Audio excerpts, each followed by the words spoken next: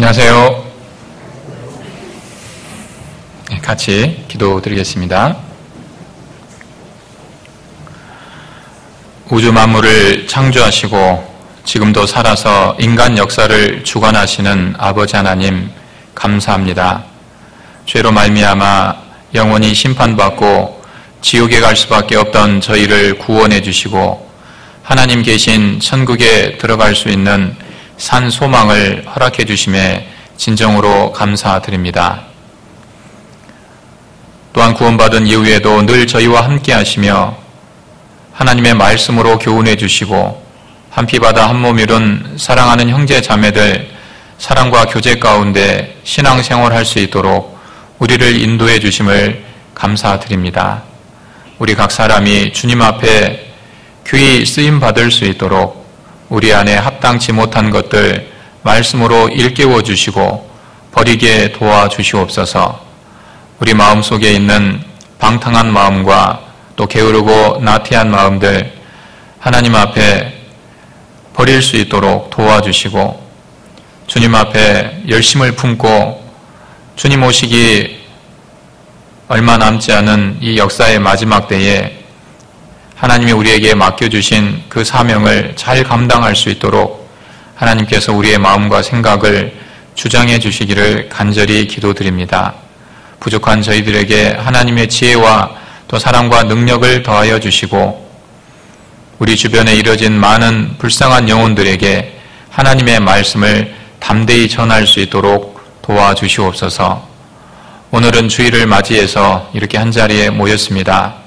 이곳에 나올 때에는 어떤 형편 가운데 나왔든지 하나님이 주시는 귀한 말씀의 교훈과 또 위로를 얻을 수 있도록 도와주시고 마땅히 이 자리에 함께해야 함에도 여러 가지 형편으로 함께하지 못한 사랑하는 형제 자매들 혹 병중에 계신 분들 핍박과 고난 중에 있는 분들 일일이 기억해 주시고 동일한 은혜로 함께하여 주시며 다음에는 그 모든 어려움을 이기고 이 자리에 밝은 얼굴로 함께할 수 있도록 도와주시옵소서. 전국 어려운 지역에서 또 해외에서 복음을 위해 수고하고 계신 많은 주의 귀한 일꾼들, 형제 자매님들 그곳에 필요한 모든 것을 하나님이 채워주셔서 하나님의 말씀을 전하고 교회를 세우는데 부족함이 없도록 도와주시옵소서. 오는 축의 수양회를 위해서 기도드립니다. 전국에 많은 이뤄진 영혼들이 하나님 말씀 앞에 나와서 구원함을 얻을 수 있도록 도와주시고 그 일을 위해 기도하고 수고하는 모든 손길 위에 하나님이 축복해 주시고 또 능력을 더해 주셔서 또 기쁨으로 그 봉사를 잘 감당하고 하나님께 영광 돌리는 귀한 수양회로 인도해 주시옵소서. 오늘의 시종 또한 하나님께 부탁드립니다. 저희를 사랑하시고 죄악 가운데에서 구원하여 주신 예수님 이름으로 기도드립니다. 아멘. 다 같이 사도행전 2장 말씀을 같이 찾으시겠습니다.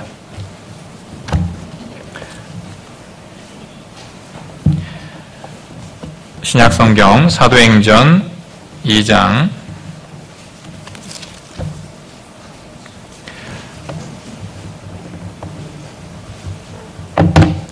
사도행전 2장 1절부터 4절까지 말씀을 같이 찾겠습니다.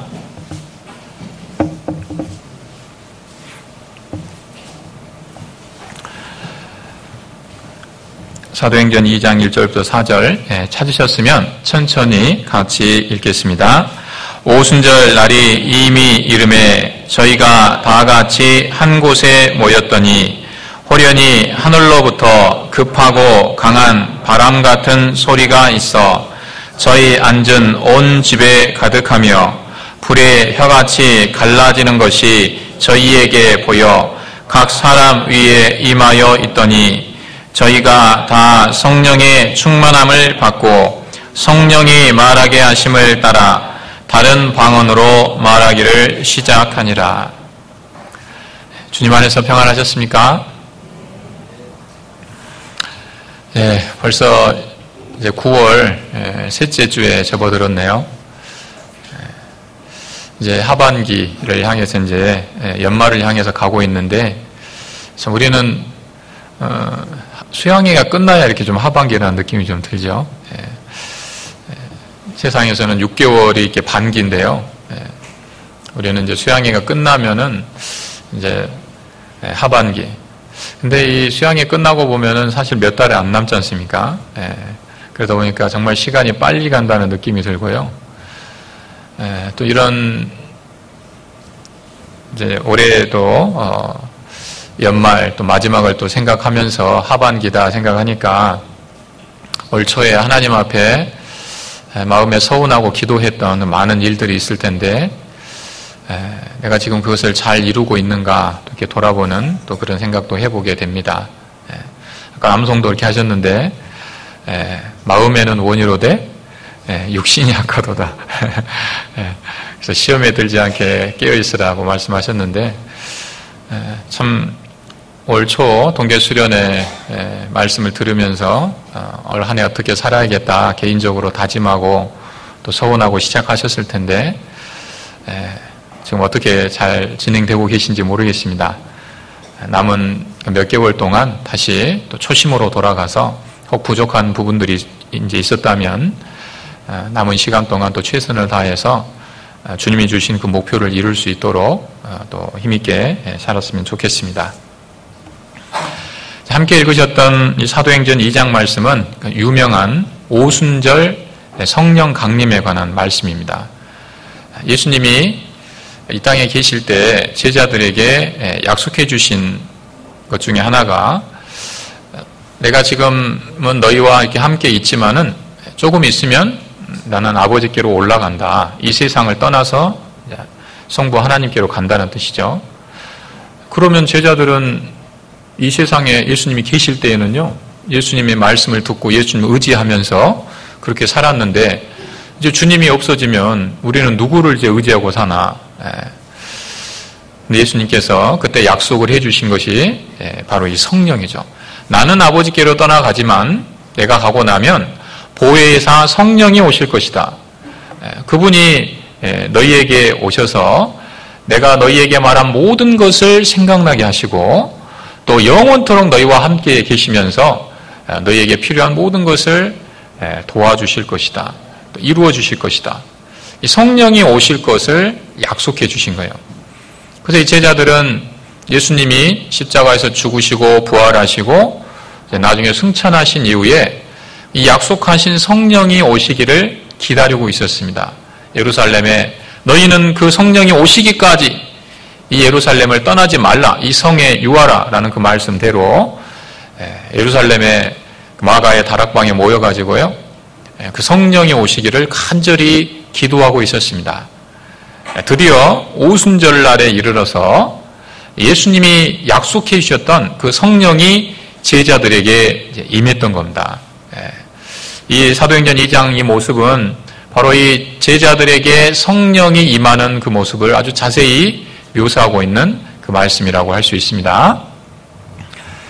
성령이 제자들에게 임했는데 그 성령을 받은 이 제자들은 아주 놀라운 모습으로 변화가 됐습니다.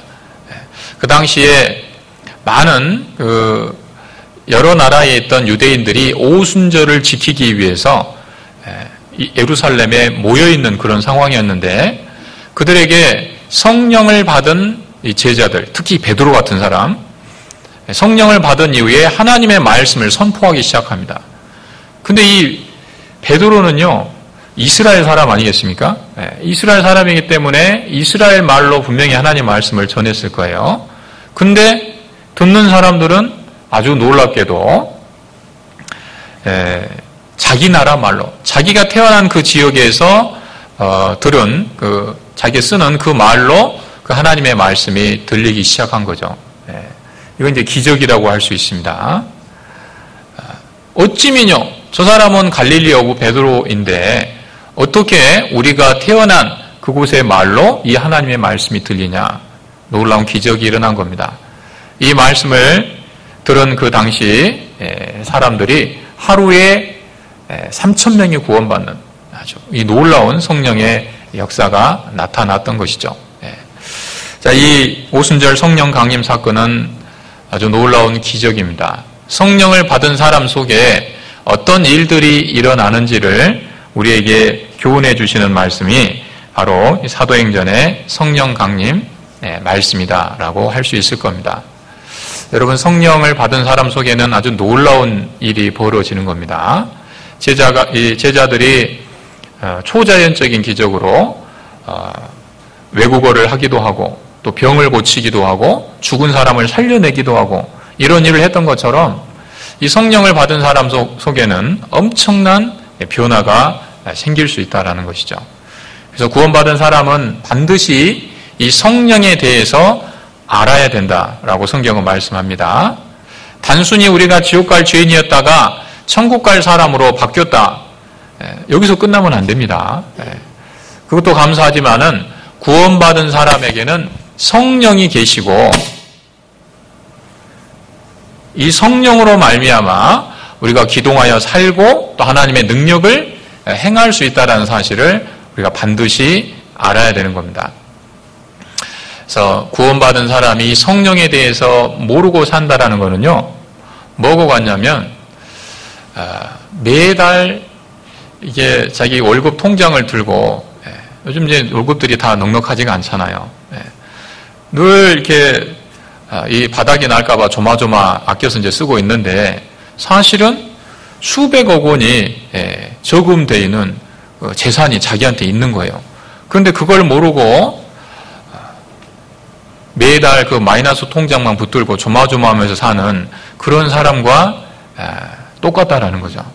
성령 안에는 엄청난 능력이 있는데 그 사실을 모르고 그것을 의지하지 않고 자기 힘과 지혜를 의지하고 사는 사람은 그와 같다 그 말입니다. 그래서 구원받은 사람은 이 성령에 대해서 반드시 알아야 돼요. 그리고 성령이 얼마나 대단한 분인지, 우리가 성령을 의지했을 때 얼마나 놀라운 역사가 나타날 수 있는지를 분명하게 알 필요가 있습니다.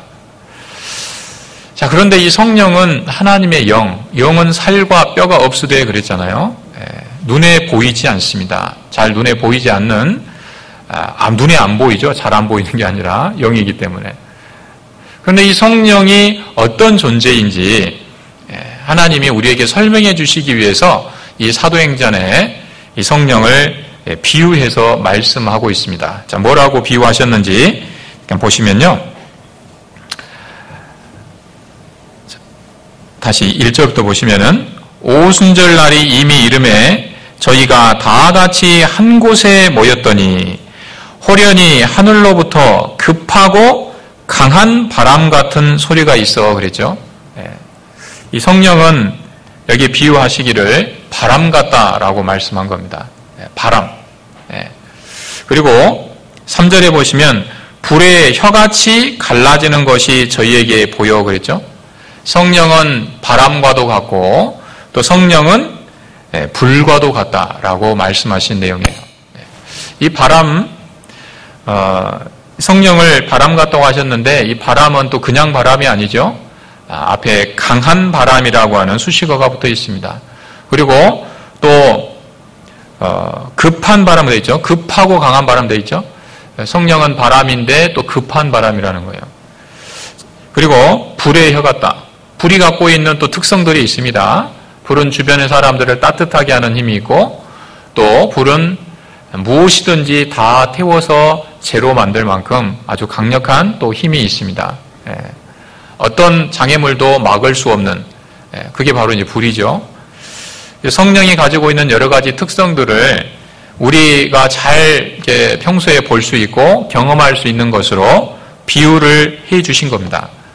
자, 성령이 바람 같다는 말씀, 또 불과 같다는 이 말씀이 어떤 의미들을 갖고 있는지 한번 이번 시간에 좀 생각을 해보도록 하겠습니다. 첫 번째, 성령은 강한 바람 같다라고 이야기했는데요.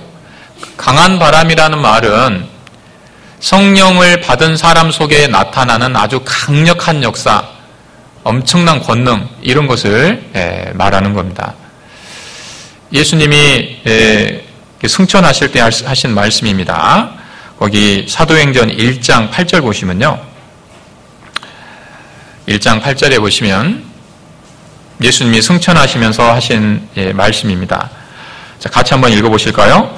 오직 성령이 너희에게 임하시면 너희가 권능을 받고 예루살렘과 온 유대와 사마리아와 땅 끝까지 이르러 내 증인이 되리라 하시니라. 그렇죠? 자, 오직 성령이 너희에게 임하시면 너희가 무엇을 받고 옵니까? 권능. 성령을 받은 사람 속에 권능을 받게 된다. 이 권능이란 말은 엄청난 능력 이런 이야기죠. 원래 이 권능이란 말의 원어를 찾아보면 디나미스란 단어를 쓰고 있는데요. 디나미스란 말은 산에 있는 큰 바위 덩어리 같은 거 폭파시킬 때 쓰는 폭약 있죠. 그게 뭡니까? 다이나마이트. 다이나마이트의 어원이 디나미스입니다. 그래서 성령을 받은 사람 속에 권능을 성령이 임하시면 너희가 권능을 받는다. 이 말씀은 우리가 성령을 받게 되면 다이나마이트와 같은 아주 폭발적인 그런 능력이 나타난다. 그런 뜻이에요. 여러분, 이 성령을 받은 사람 속에는요, 정말 이 다이나마이트와 같은 폭발적인 그 힘이 있습니다. 그리고 그 힘으로 인해서 삶이 엄청난 변화를 또 겪게 되죠. 사람은 구원받기 전과 그 후가 확연하게 구분이 되죠. 어느 사람이건 구원을 확실히 받고 나면요, 구원을 받을 때 우리가 성령을 받는데 그 이전과 그 이후는 완전히 달라집니다. 성경 속에도 수많은 구원받기 전후의 변화를 겪은 사람들의 이야기가 기록이 되어 있죠.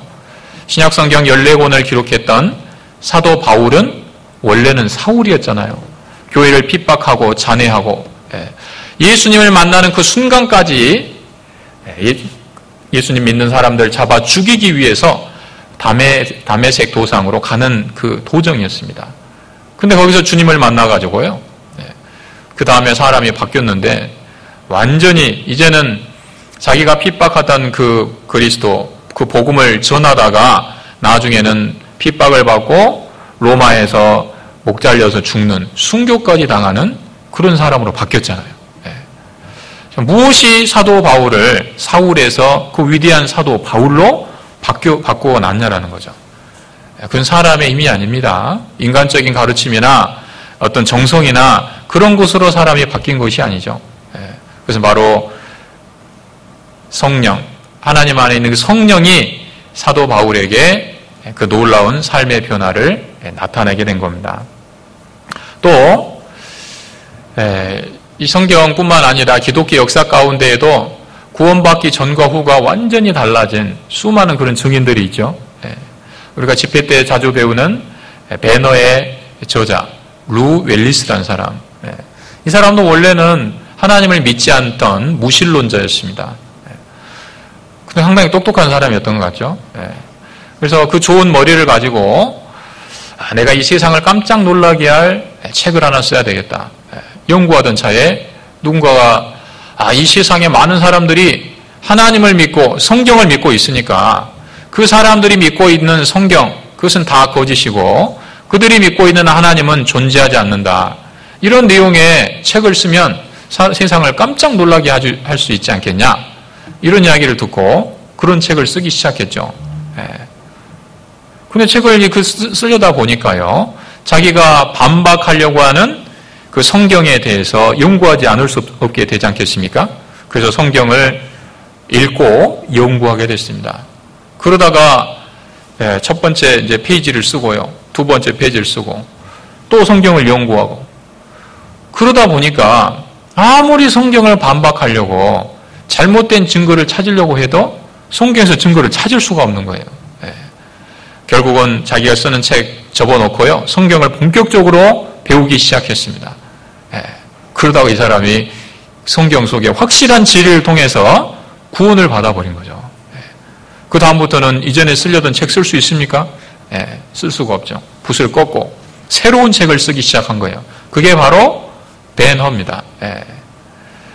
베너는 하나님은 살아계시고 성경은 사실이다 라는 것을 세상 사람들에게 알리는 그런 책입니다. 원래 자기가 쓰려고 했던 그 책과는 전혀 다른 방향으로 책을 쓴 것이죠. 그것이 베스트셀러가 됐고 전 세계적으로 많은 사람들이 그 책을 읽고 나중에는 영화로도 만들어졌잖아요. 예. 자, 무엇이 무신론자, 또 하나님에 대해서 회의적이었던 그 루 앨리스를 그 위대한 기독교 문학 작품을 쓰는 그런 사람으로 바꿔놨다는 거예요. 그것은 바로 성령의 힘입니다. 자, 그런 구원받기 전과 후에 성령의 이 역사로 말미암아 완전히 사람이 바뀐 그런 예들은 우리 안에도 얼마든지 있습니다. 여러분 주변에도 구원받기 전하고 완전히 달라진 분들 많이 계시잖아요. 저분이 구원받기 전에 어떤 분이었대, 그런 이야기 들으면 되게 신기한 분들 많죠. 지금 현재 모습을 보면 도저히 그게 상상이 안 가요. 그런데 구원받기 전에는 저분이 원래 저런 분이었대. 제가 전에 있던 교회에서도요, 지금 그분이 신앙생활 하시는 거 보면요, 전혀 상상이 안 됩니다. 너무 어떤 그 겸손하시고, 또 아주 점잖으시고 그런 분인데요. 전에는 그분이 그 자매님 말씀에 의하면 집에를 잘 안 들어오는 분이었대요. 밖으로만 이렇게 놔두시고요. 술 드시고, 또 이렇게 사람들 만나면 이렇게 도박하는 거 좋아하시고, 며칠씩 집에 이제 무관심하고 그랬던 분인데, 구원을 딱 받고 나니까 완전히 사람이 바뀐 거예요. 지금 현재 모습을 보면요, 전혀 상상이 안 됩니다. 또 어떤 분은 이 구원받고 나서 얼마 되지 않은 짧은 시간에 주변에 많은 사람을 전도한 분이 계세요. 근데 이분은 어떻게 그렇게 많은 사람을 전도했는가 봤더니요, 이분이 막 적극적으로 뭐 전도했다기보다는 주변 분들이 이분이 구원받고 나서 너무 갑자기 사람이 바뀐 거예요. 그게 너무 신기하잖아요. 그렇게 술 많이 드시고 담배 많이 피우시고 나중에는 이 몸에 병까지 생겨가지고 병원에 입원해서 수술까지 하셨는데, 그랬던 분이 말씀을 듣고 구원을 받았다고 말하고는요, 그 술, 담배, 주변 사람도 그렇게 끊으라고 그렇게 말을 했었는데, 의사도 이거 못 끊으시면 이제는 죽습니다. 그냥 충격받으라고요. 수술하고 나서 이제 그렇게 또 입에다 술을 대면은 그때는 죽는 겁니다. 이렇게까지 했는데도 못 끊어요. 퇴원하는 날 술 친구들하고 또 술 드시러 또 간 겁니다. 하여튼 주변에서 혀를 내두를 정도로 그랬던 분인데, 구원을 딱 봤더니 완전히 사람이 바뀐 거예요. 술, 담배 딱 끊어버리고요. 처음에는 사람들이 이거 얼마나 가나 보자. 한 달, 두 달, 몇 개월 딱 지켜봤는데 전혀 변화가 없어요. 그러니까 요동하지 않는 거죠. 계속 그대로 유지하는 겁니다. 나중에 1년, 2년 계속 그러니까요, 주변에서 너무 신기한 거예요. 야, 어떻게 사람이 이렇게 바뀌었냐. 이 사람이 어느 교회 가가지고 말씀을 듣고 구원이란 걸 받았다더라. 이래 된 겁니다. 그래? 그러면 그게 뭔지 한번 드러나 보자. 이래 된 거죠. 와서 말씀을 한 분, 두 분 친척들이요, 뭐 성경에 관심이 있어서라기보다는 이분이 너무 갑작스럽게 변하니까 구경하러 온 거예요.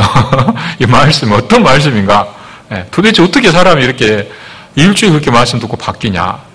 그 말씀 듣다가 이 말씀에 딱 사로잡히죠.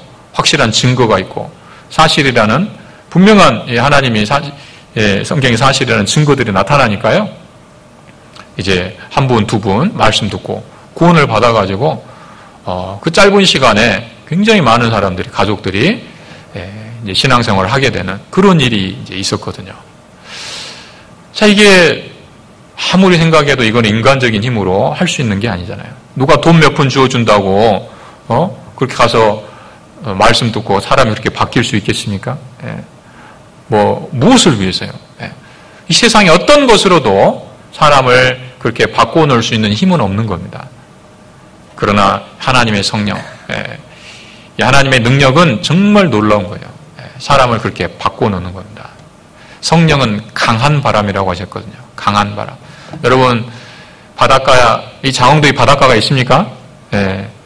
바닷가에 가면 세찬 바람이 불잖아요. 태풍 같은 거 불 때는요, 아주 무섭죠. 올해도 태풍이 우리나라 육지를 막 훑고 지나간다고 해서 한바탕 좀 소동을 했었는데, 다행히 이제 큰 피해는 없었지만은, 그렇게 아주 강한 태풍 같은 바람이 싹 불면요, 그러면은 아주 그 지나간 흔적이 분명하게 남죠. 그 이전과 그 이후는 확연히 구분이 됩니다. 성령은 강한 바람이기 때문에. 자, 근데 잠깐 여기서 좀 한번 이제 말씀드릴 것이 있는데요. 성령은 강한 바람인데, 성령은 강한 바람이니까 성령을 받으면 엄청난 변화가 나타날 수밖에 없잖아요. 그게 자연스러운 것인데, 어떤 분은 성령을 받았다고 말을 하는데, 그 이전과 그 이후가 별반 이렇게 변화가 없는, 그런 분들이 이제 혹 있습니다. 물론 이제 처음 구원받았을 때는 이제 막 시작하는 분이기 때문에 거의 이제 세상 사람처럼 이제 처음에는 시작하는 거죠. 그런데 시간이 지나면요, 절대 처음 시작했던 그 모습 그대로 남아 있을 수가 없습니다. 그렇지 않습니까? 아이도 처음에는 태어났을 때는 아무것도 못합니다. 근데 시간이 지나면 점점점 자라서 걷기도 하고 또 말도 하고요. 처음에는 엄마 젖만 먹다가 나중에는 이유식도 먹고 밥도 먹고 나중에는 아주 질긴 것도 먹고 그러잖아요. 점점 자라는 겁니다. 한 20년 정도 지나면 완전한 성인이 돼가지고 이제 자기 사람 구실을 하면서 사는 거죠. 그게 정상적인 거잖아요. 어렸을 때하고 20년 후는요, 완전히 다른 겁니다. 생명은 자라고 변하는 거거든요. 근데 어떤 분은 성령을 받았다고 말하면서, 하나님의 생명을 받았다고 말하면서 그 이전과 그 이후가 거의 변화가 없는 분이 있어요. 그러면 그 안에 정말 이 성령을 받았다는 그 말, 생명을 받았다는 그 이야기가 과연 사실일까? 이 생각을 해보게 되는 거죠. 어떤 분은 구원은 받았다고 하는데요. 처음에는 뭐 주변 사람들이 막 도와줍니다. 그런데 이제 한 6개월, 1년 정도 지나면요, 이제는 어느 정도 말씀도 이제 알고요, 집회도 여러 번 들었고, 그러면은 이제는 자기 앞가림은 해야 되잖아요. 모임이 있으면 참석도 하고, 스스로 참석도 하고, 또 말씀도 들으러 나오고, 또 주변에 구원 안 받은 사람들 많잖아요. 뭐 자기 가족들, 본가, 외가, 뭐 처가 할 것 없이요, 많습니다. 그런데 주변 사람들은 저기 부모님도 전도해야 될 것 같고, 형제 자매, 자기 육신의 형제 자매들도 전도를 해야 될 것 같고, 전도할 사람이 천지인데 본인은 너무 천하태평해. 아무 걱정이 없어요. 뭘 그 전도하다가 무슨 핍박받는 것도 없고요. 그냥 아무 생각이 없어요. 주변에서 오히려 더 염려를 하고요. 모임에 한번 나오게 하려면은 그냥 아주 지극정성을 들여야 됩니다. 모임이 있으면은 당연히 그리스도인들이 모이고 그 자리에서 함께 말씀을 배우고 교제를 나누고 이게 정상적인 거잖아요. 모임에 탁 안 나오세요. 한번 모시려면은 집 앞에다 차 대면 나오시고 차 안 대면 안 나오고. VIP예요, VIP. 근데 본인 일은 잘 보러 다니시거든요. 뭐 차 없어도요, 알아서 잘 다니셔. 근데 모임, 뭐 봉사 이런 데 한번 모시려면 발걸음이 얼마나 무거운지 몰랐다. 그래서 모임에 안 나오셨어요. 그래서 다음날 모임에 이제 안 나오시면 걱정되잖아요. 전화를 드려봅니다. 어제 우리 교회 모임이 있었는데 안 보이셔서 전화 드렸습니다. 혹시 어디 편찮으십니까? 어제 저녁에 무슨 일이 있으셨습니까? 아무 일도 없었어요, 어제. 너무 편안하게 잘 지냈어요. 그러면, 그렇으면 이 교회에 나오셔야 되잖아요, 모임에. 그런데 TV하고 교제하고, 이방인하고 교제하고. 물론 아주 불가피한 사정도 있을 수 있을 겁니다. 그러나, 그런 것이 습관적이고, 몇 년이 지나도 변화가 없다면, 이뤄진 영혼에 대해서 안타까워하는 마음도 없고, 교회에 뭔가 일에도 관심도 없고요. 그냥 습관적으로 주일 말씀 듣고 뭐 이런 거만 겨우 그리스도는 비슷하게 그렇게 살고 있다면 과연 그 안에 하나님을 믿는 믿음 그리고 성령, 구원받은 그 성령이 그 안에 정말 있을까? 의심이 될 수 있는 거죠. 여러분 잘 생각해 보셔야 됩니다. 구원은요, 그냥 천국 가기 위해서 보험 하나 들어놓는 게 절대 아닙니다. 내 마음대로 살고, 이거 내가 믿는다, 영원한 속죄. 과거, 현재, 미래 다 사지 않았냐? 그러니까 나는 이렇게 살아도 나는 천국 간다고. 그렇게 가면 얼마나 좋겠어요. 그렇게 해서 진짜 갈 수 있다면. 근데 여러분, 구원받는 거는 천국과는 보험을 드는 게 절대 아니에요. 오해하시면 안 됩니다. 물론 보험과 유사한 측면이 있어요.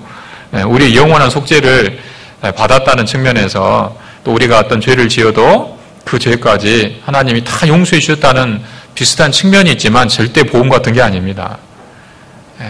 구원의 전제 조건이 있어요. 그게 뭡니까? 회개거든요. 회개하고 믿으랍니다. 우리가 뭐 보험 들기 전에 회개하고 그런 거 없잖아요. 회개하고 믿으라. 회개하고 죄의 사함을 받으라. 계속 회개가 앞에 반복되어 있죠. 마가복음 1장에도 보시면 예수님이 공생애를 시작하실 때 처음 하신 말씀입니다. 때가 찼고 하나님의 나라가 가까웠으니 회개하고 복음을 믿으라. 여러분 회개가 뭡니까? 그 이전하고 완전히 달라지는 게 회개잖아요. 이쪽 방향으로 하다가 길이 잘못됐다는 걸 알았어요. 그러면 핸들을 꺾어서 올바른 방향으로 가는 거. 유턴. 이런 게 회개란 말의 원뜻입니다.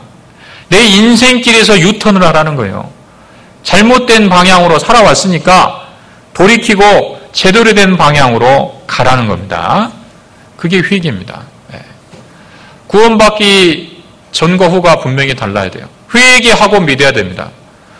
아니 회개가 필요 없다면 그냥 믿어라 그러면 되잖아요. 복음을 믿어라, 죄의 사함을 받아라 그러면 되잖아요. 그런데 왜 항상 회개하고 믿어라, 회개하고 죄의 사함을 받아라, 회개하고 성령을 받아라, 항상 회개가 나옵니까? 회개가 아닌 것은요, 회개하지 않고 믿는 건 진짜 믿음이 아니에요. 회개하지 않고 성령을 받았다는 것은 진짜 성령을 받은 게 아닙니다. 회개하지 않고 죄의 사함을 받았다? 하나님은 용서해 주신 적 없어요. 착각하시면 안 됩니다. 구원받고 난 이후에도 전혀 변화가 없는 분은요, 이 회개라는 것을 간과하니까 그래요. 회개에 문제가 있어요. 정말 하나님 앞에서요, 내가 지금까지 살아온 삶에 대해서 진정으로 이게 잘못됐다는 것을 뉘우치고 그것을 버린 적이 있으십니까? 그런 마음을 가지셔야 돼요. 한번 생각해 보세요. 세상 의사도요, 어떤 사람이 술 먹고 와가지고 몸에 아까 잠깐 말씀드렸잖아요. 병이 생겨서 수술하러 왔어요. 근데 의사가 수술해 주기 전에 이거 제가 수술해 드리는데 절대 이제 술 드시면 안 돼요. 근데 이 사람이 아니 어차피 뭐 내가 또 나중에 오면 또 뭐 수술해 주실 건데 의사가 선생님만 있습니까? 딴 데 가서 또 수술하면 되지. 예를 들어서 이런 식으로 한다면 세상 의사라도 수술해 주고 싶겠어요? 돈이고 뭐고 아니 나 필요 없다고 기분 나빠서라도 그러지 않겠습니까? 근데 하물며 하나님은 어떠시겠어요? 하나님이 우리 모든 죄를 위해서 십자가에서 죽어주셨는데 어차피 나를 위해서 죽어주신 건 그건 뭐 어쩔 수 없고 그 뭐 내 육신이 약한데 뭐 어쩔 수 없어? 나는 이렇게 살 수밖에 없어? 그런 식으로 이 복음을 이용해 먹는다면요, 그게 진짜 구원일까 싶은 겁니다. 구원을 받을 때 진정으로 회개하고 죄 사함을 믿게 될 때 하나님의 성령이 우리 안에 들어오십니다. 진짜 성령이 들어오면요, 절대 이전처럼 살 수가 없어요. 왜냐하면 강한 바람이라고 그랬잖아요. 강한 바람.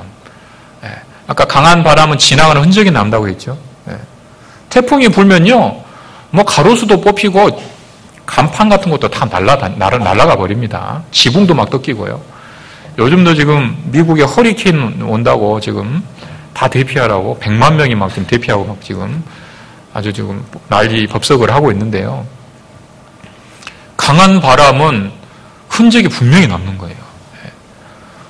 근데 만약에 어떤 사람이 제가 선생님 만나러 오다가요, A급 태풍을 만났어요. 태풍을. 내가 오다가 아주 힘들었다고. 그렇게 말은 하는 거예요.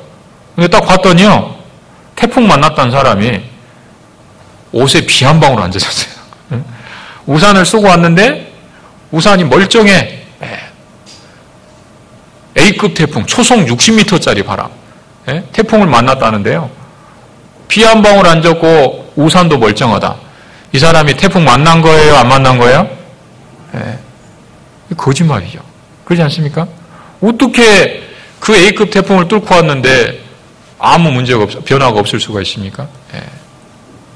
그건 사실이 아닌 거죠. 그게 사실이 아니라면요, 성령을 만났다고 하는 사람이, 성령을 받았다고 하는 사람이, 예, 그 이전과 그 이후가 아무런 변화가 없다. 그거는 태풍을 뚫고 왔는데 옷에 비 한 방울 안 젖은 사람은 더 이상한 거예요. 예, 그렇죠? 그래서 성령은 강한 바람이라는 거 아셔야 됩니다. 예. 과연 내 삶 속에 구원받기 이전과 이후가 삶의 변화가 정말 있는지 그렇지 않은지, 아무런 변화도 없이 그대로 살고 있다면 무언가 잘못된 거예요. 예. 내가 과연 제대로 된 하나님이 인정해 주실 그 믿음을 갖고 있는가, 예. 돌아봐야 될 겁니다. 너희가 믿음에 있는가 너희 자신을 시험하고 확증하라 그랬잖아요. 예. 참 가장 안타까운 것은 이 세상에 막 마음대로 살다가 지옥 가는 사람이 아닙니다. 예. 구원받은 줄 알고 살았는데, 교회도 나오고 구원받은 사람 비슷하게 살았는데 나중에 주님 오셨을 때 이 불법을 행하는 자들아, 주여 주여 하는 자마다 다 천국에 들어갈 것이 아니요 그랬잖아요. 이 불법을 행하는 자들아 내게서 떠나가라. 그렇게 그런 말을 들을 사람이 이 세상에 있는 게 아니죠. 교회 안에 있는, 교회 안에 그런 사람들이요. 구원받은 줄 알고 예수님이 오시면요, 의인 중에서 악인을 갈라낸다고 말씀하셨죠. 양과 염소, 좋은 물고기, 나쁜 물고기, 알곡과 가라지. 예수님이 비유를 얼마나 많이 하셨는지 몰라요. 이것보다 더 비극적인 일이 없잖아요, 사실은. 교회 안에 구원받은 사람과 가까이 있었고 구원받을 수 있는 기회가 많이 있었는데, 근데 진짜 구원받은 게 아니에요. 말로 우리가 그를 확증할 수 있는 게 아닙니다. 정말 우리 안에 확실한 믿음이 있고 구원받은 믿음이 있다면 우리의 삶으로 그것이 확증돼야 됩니다. 말이 아니라 능력입니다. 말이 아니라 열매입니다. 우리의 믿음을 확증하는 것은 우리의 삶의 변화라는 거예요. 성령은 강한 바람. 성경에 나오는 사람들, 또 구원받은 한 우리 믿음의 선진들, 우리 주변에 구원받은 식구들 보세요. 진짜 저런 구원받으면 진짜 저렇게 사람이 바뀌는데 나는 어떤가? 이게 정말 중요한 문제라고 할 수 있습니다. 근데 이야기만 하면은 분위기가 다운되더라고. 그래서 하여튼 조심스러운데요. 하여튼 이게 우리 스스로의 믿음을 돌아보자는 취지에서 말씀을 드렸고, 정말 내 안에 그 믿음이 있다면 그렇게 사시면 됩니다. 그렇죠? 그렇게 사시면 돼요. 이뤄진 영혼들을 위해서 기도하고 또 고난도 받고요. 뭐 매주 우리가 뭐 계속 전도해서 구원받게 할 수는 없겠지만은요, 시도는 해봐야 될 것 아닙니까? 가서 말씀도 전해보고 고난도 받고. 그게 내 안에 믿음이 있다는, 내가 그걸 확실히 믿고 있다는 증거죠. 그래서 성령이 오시면 나타나는 특징이 증인이 되는 것이죠. 오직 성령이 너에게 임하시면 너희가 권능을 받고 예루살렘과 온 유대와 사마리아와 땅끝까지 이르러 내 증인이 되리라. 성령을 받으면 최종적으로 증인이 되는 거예요. 그런 삶의 열매를 통해서 우리 스스로 믿음을 확증할 수 있었으면 좋겠습니다. 자, 그리고 두 번째, 이 성령은요, 바람인데 급한 바람이라고 하셨죠. 급한 바람. 이 급한 바람이라는 뜻은요, 우리가 이 하나님 안에 이 마음이 급하다 이런 뜻인데, 우리가 급하다 그러면은 보통은 좀 안 좋은 의미로 쓰잖아요. 사람이 좀 급하네. 근데 성령이 급하다 이 말은 무슨 뜻이냐면 다른 데 급하다 그 말이 아니죠. 영혼을 건지는 일에 있어서 급하시다 그 말입니다. 하나님은 다른 데 마음이 급하신 게 아니에요. 영혼을 건지는 그 일에 있어서 마음이 급하신 거예요. 왜 마음이 급하실까요? 주님 오실 날이 너무 가깝잖아요. 이 역사의 마지막 때를 우리가 지금 살고 있지 않습니까? 근데 사람은 느긋해요. 몇 년 뒤, 몇십 년 뒤, 아니 종말 같은 건 오지 않을 거다. 이런 식으로 생각하니까 사람들은 마음이 느긋한데, 하나님은 주님 오실 날이 너무 가까웠다는 것을 분명히 아시기 때문에 지금 방주의 문이 막 닫히려고 그러는데 사람들은 그걸 알지 못하고 느긋하게 살고 있는 겁니다. 그 모습을 보니까 얼마나 하나님 마음이 급하시겠냐 그 말이에요. 요즘 여러분 매스컴에서 나오는 이야기들 보십시오. 우리 집회 때마다 듣잖아요. 주님 오실 날 너무 가까웠어요. 7년 환란 중간에 있을 일들, 오른손이나 이마에 표를 받고, 표를 받는단 말이 몸 안에 받는다 이렇게 돼 있거든요. 몸 안에 그 번호를 받는다고 돼 있거든요. 근데 요즘에 진짜 몸 안에다가 전자칩을 집어넣지 않습니까? 어떻게 성경이 그렇게 성취가 되죠? 이렇게 위에다가 무슨 표딱지를 받을 수도 있잖아요. 스티커 같은 거 찍어가지고. 근데 성경에는요, 몸 안에 받는다고 돼 있어요. 그 전치사를 보면요, 그 헬라어, 몸 안에 표를 받는다. 근데 몸 안에 진짜 받잖아요. 요즘에 주사기를 집어넣잖아요. 그리고 성전을 지어서 적그리스도가 성전 꼭대기에 앉아가고 자기를 보여 하나님이라고 한다고. 마지막 때 이스라엘 사람들이 성전을 짓는다고 나오는데, 요즘에는 막 트럼프 대통령, 푸틴 대통령 이런 사람이 나와가지고 예루살렘에 성전 짓는 거 우리가 적극 도와주겠다고. 아니 세계 넘버1, 넘버2 이런 지도자들이 왜 그런 이야기를 해요? 이스라엘 조그만 나라에 성전을 짓고 말던 그게 뭐 자기들하고 무슨 상관입니까? 근데 그런 것을 왜 언론에 나와가지고 이야기합니까? 이게 중요한 이슈인 거죠. 세계적인. 근데 왜 우리는 오래전부터 그거 이제 들어가지고 너무 잘 알고 있는데, 그게 지금 매스컴에서 그렇게 언급되고 있다는 이야기는요, 이제 곧 그렇게 될 가능성이 높은 거죠. 근데 아시다시피 성전 짓고 적그리스도가 등장하는 것은 진짜 7년 한 중간이잖아요. 그걸 눈으로 보는 사람은 이루어진 사람이에요. 그 전에 휴거가 있잖아요. 그러니까 그는 예수님 오실 날이 얼마나 가깝냐 이 말입니다. 근데 그걸 매주 또 매달 매스컴을 통해서 집회를 통해서 계속 우리가 들으면서도요, 너무 이제 막 무뎌지는 거죠. 주님은 점점 가까이 온 것이 분명한데, 우리의 구원받을 날, 이제 몸의 구원이죠. 구원받을 그날이 너무 가까웠는데 마음이 느긋한 거예요. 우리뿐만 아니라 세상도 마찬가지입니다. 근데 하나님은 우리의 이 세상의 때를 정확하게 아시기 때문에 마음이 급하실 수밖에 없는 겁니다. 또 하나님은 왜 마음이 급하시냐면 우리 개인의 때도 아시거든요. 내가 언제 태어나서 언제 죽을지 하나님이 아시죠? 하나님은 봤을 때 지금 얼마 안 남았거든요. 근데 이 사람은 자기는 오래 살 줄 알아. 누가복음 12장의 부자 아시죠? 이 사람이 이제 고생을 해서 돈을 많이 번 것 같아요. 곡식 창고에다가 다 곡식도 많이 쟁여놓고 뭐 통장에다가 입금도 많이 해놨을지 모르겠습니다. 야, 이제 네가 고생을 했다. 내 영혼아 그러죠. 내 영혼아 네가 고생을 많이 했다. 열에 쓸 물건을 쌓아놓았으니 이제는 먹고 마시고 즐기자. 그래서 이제부터는 일 이제 다 그만하고 모아놓은 돈으로 여행도 다니고 죽기 전에 가봐야 될 곳 100곳 딱 선정해놓고 버킷리스트라 요즘에 딱 정해놓고 유럽도 가고 미국도 가고 유람선도 타고 이제 남은 저 생활 편안하게 계획을 세운 것까진 좋았는데 지금 얼마 남았어요? 이 어리석은 부자는요 단 하루 남아 단 하루. 이 어리석은 자야 뭐라고 했어요? 오늘 밤 그렇죠. 오늘 밤. 그렇게 말하고 있는 그 밤이에요. 그날 밤. 오늘 밤에 내 영혼을 도로 찾으리니 그리하면 내가 예비한 것이 네 것이 되겠느냐. 참 사람은 그렇게 어리석어요. 미래를 내가 컨트롤할 수 있습니까? 어떤 미래가 올지 내가 정할 수 있어요? 1년 뒤? 10년 뒤? 그건 놔두고요. 내일 아침 내가 정상적으로 눈을 뜰지 못 뜰지 누가 합니까? 여러분 하루하루 우리가 산다는 것이 기적이라는 걸 아셔야 되죠.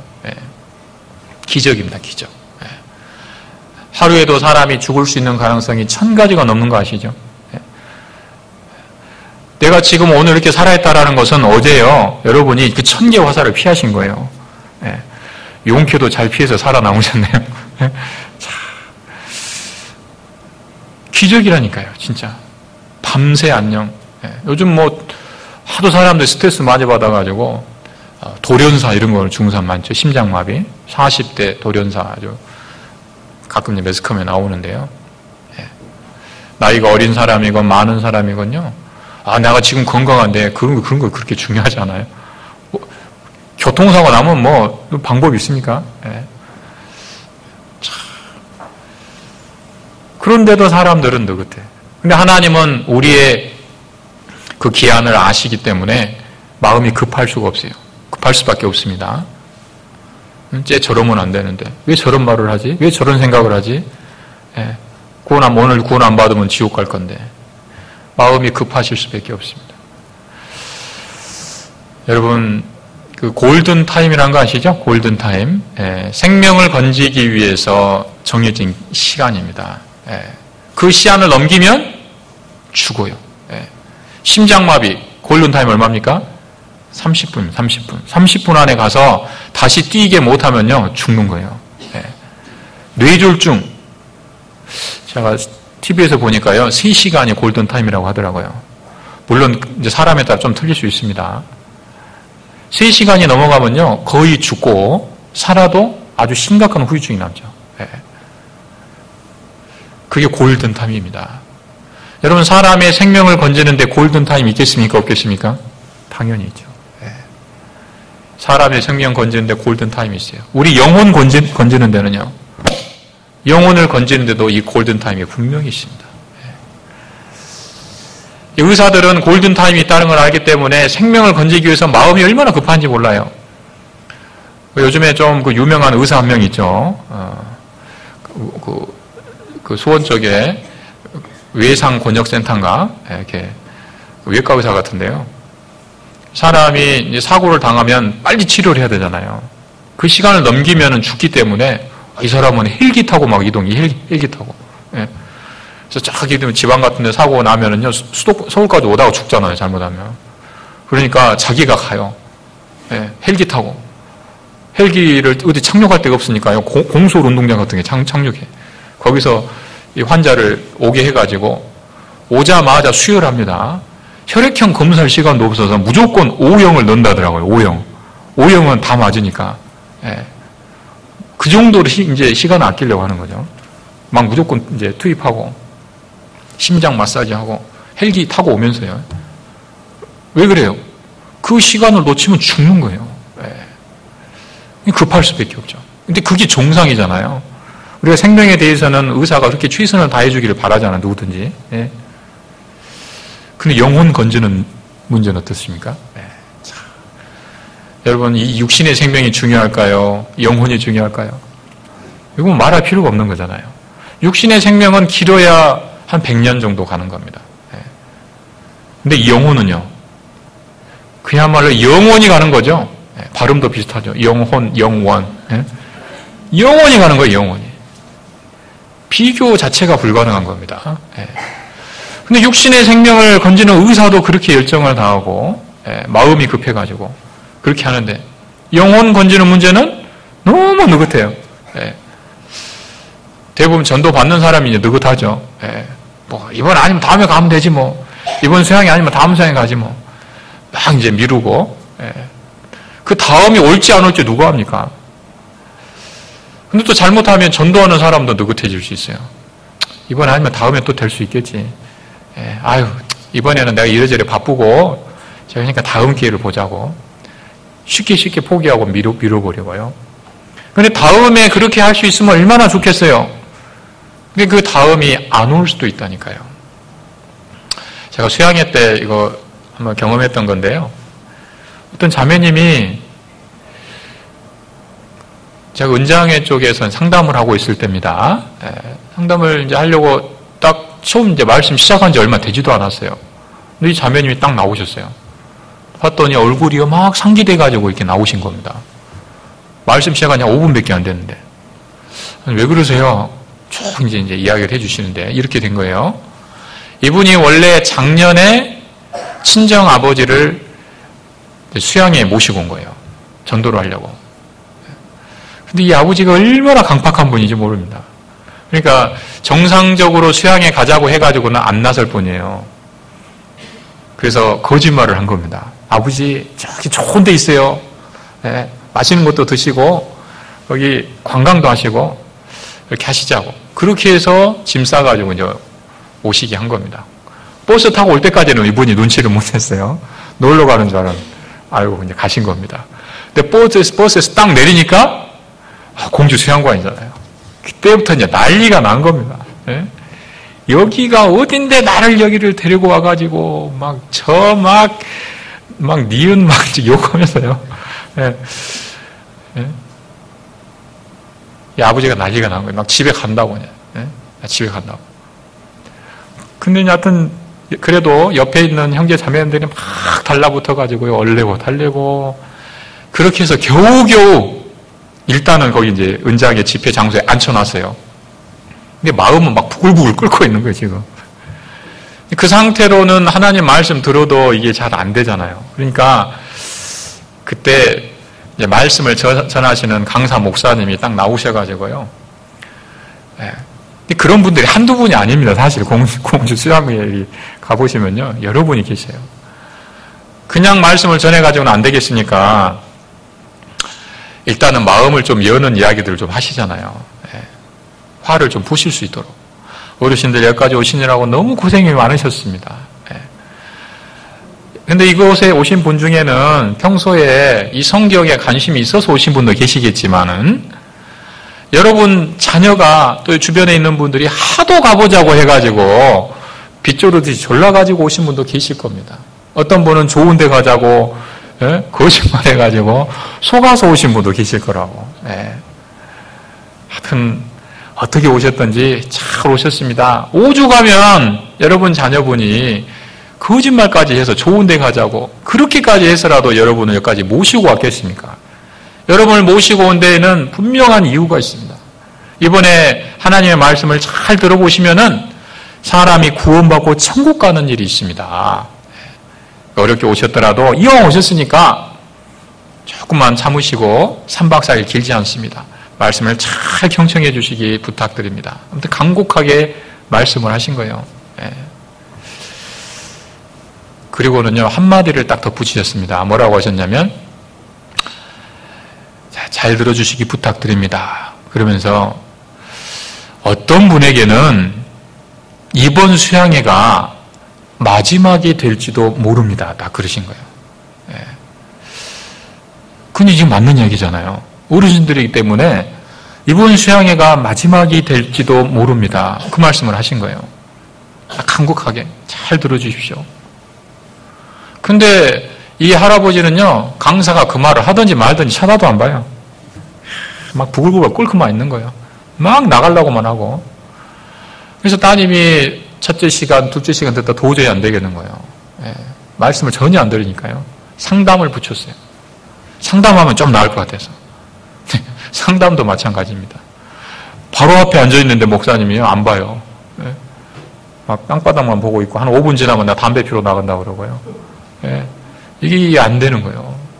딸은 울면서 막 이렇게 하는데도 요지부동입니다. 난 집에 갈 거라고. 한 이틀을 씨름을 했어요. 이 따님하고 아버지하고. 이 아버지가 결국은 나 이제 안 보내면 나 걸어서라도 집에 간다. 이분이 이게 어떤 성품이 불같은 분입니다. 도저히 안 돼가지고 결국은 이 아버지 혼자 이제 집으로 가시게 된 거예요. 물론 이제 구원을 못 받으셨죠. 그리고 이제 집에 가셨는데 이분이 평소에 지병이 있었거든요. 병이.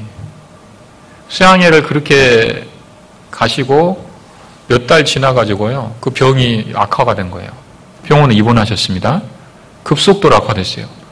결국은 그 겨울을 못 넘기고 돌아가셨습니다. 그리고는 그 다음에 수양회 이 자매님이 온 거예요. 초상 치르고. 근데 그 다음에도 이 자매님이 은장의 그 말씀 장소에 앉아 있는 겁니다.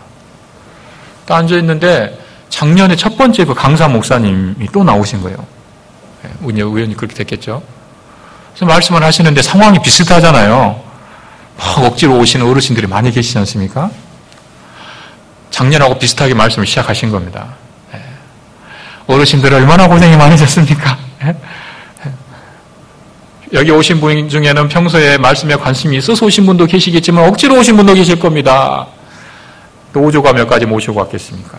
죽은 사람 소원도 들어주는데 산 사람 소원 한 번만 들어주십시오. 잘 들어보십시오.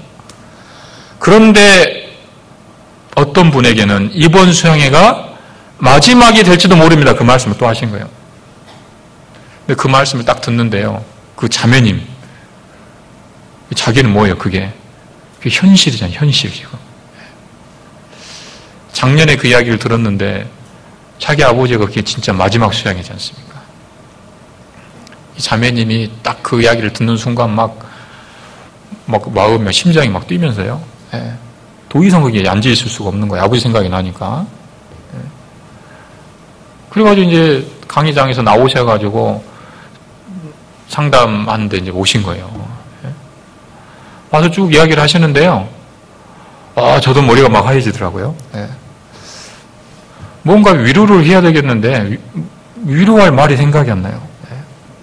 여러분 뭐라고 위로해야 될까요? 그런 분한테. 너무 안타깝죠. 뭔 말이 위로가 되겠어요. 아무튼 한참을 그러고 있다가요. 그래도 이제 아버지는 너무 안타깝지만은 어머니도 아직 구원 안 받으셨고, 하여튼 이분이 가족들이 구원을 거의 못 받으셨어요. 그래서 이제 다른 가족들에게는 그런 불행한 일이 반복되면 안 되지 않겠습니까? 참 힘드시겠지만은 그래도 다른 영혼들을, 가족들을 위해서 힘을 내시고 기도하고 복음을 전하자고, 아버지와 같은 그런 불행한 일이 다시는 생기지 않도록 그렇게 합시다. 그렇게 교제를 했지만은 아마 위로는 안 됐을 거예요. 너무 참 안타까웠습니다. 좀 빨리 좀 들으시고 구원 받으시지. 마지막 수양에. 여러분, 내가 지금 전도하고 있는 어떤 분이요, 이번 기회가 그분한테 정말 마지막일지 누가 합니까? 그런 마음을 우리가 해야 되지 않겠어요?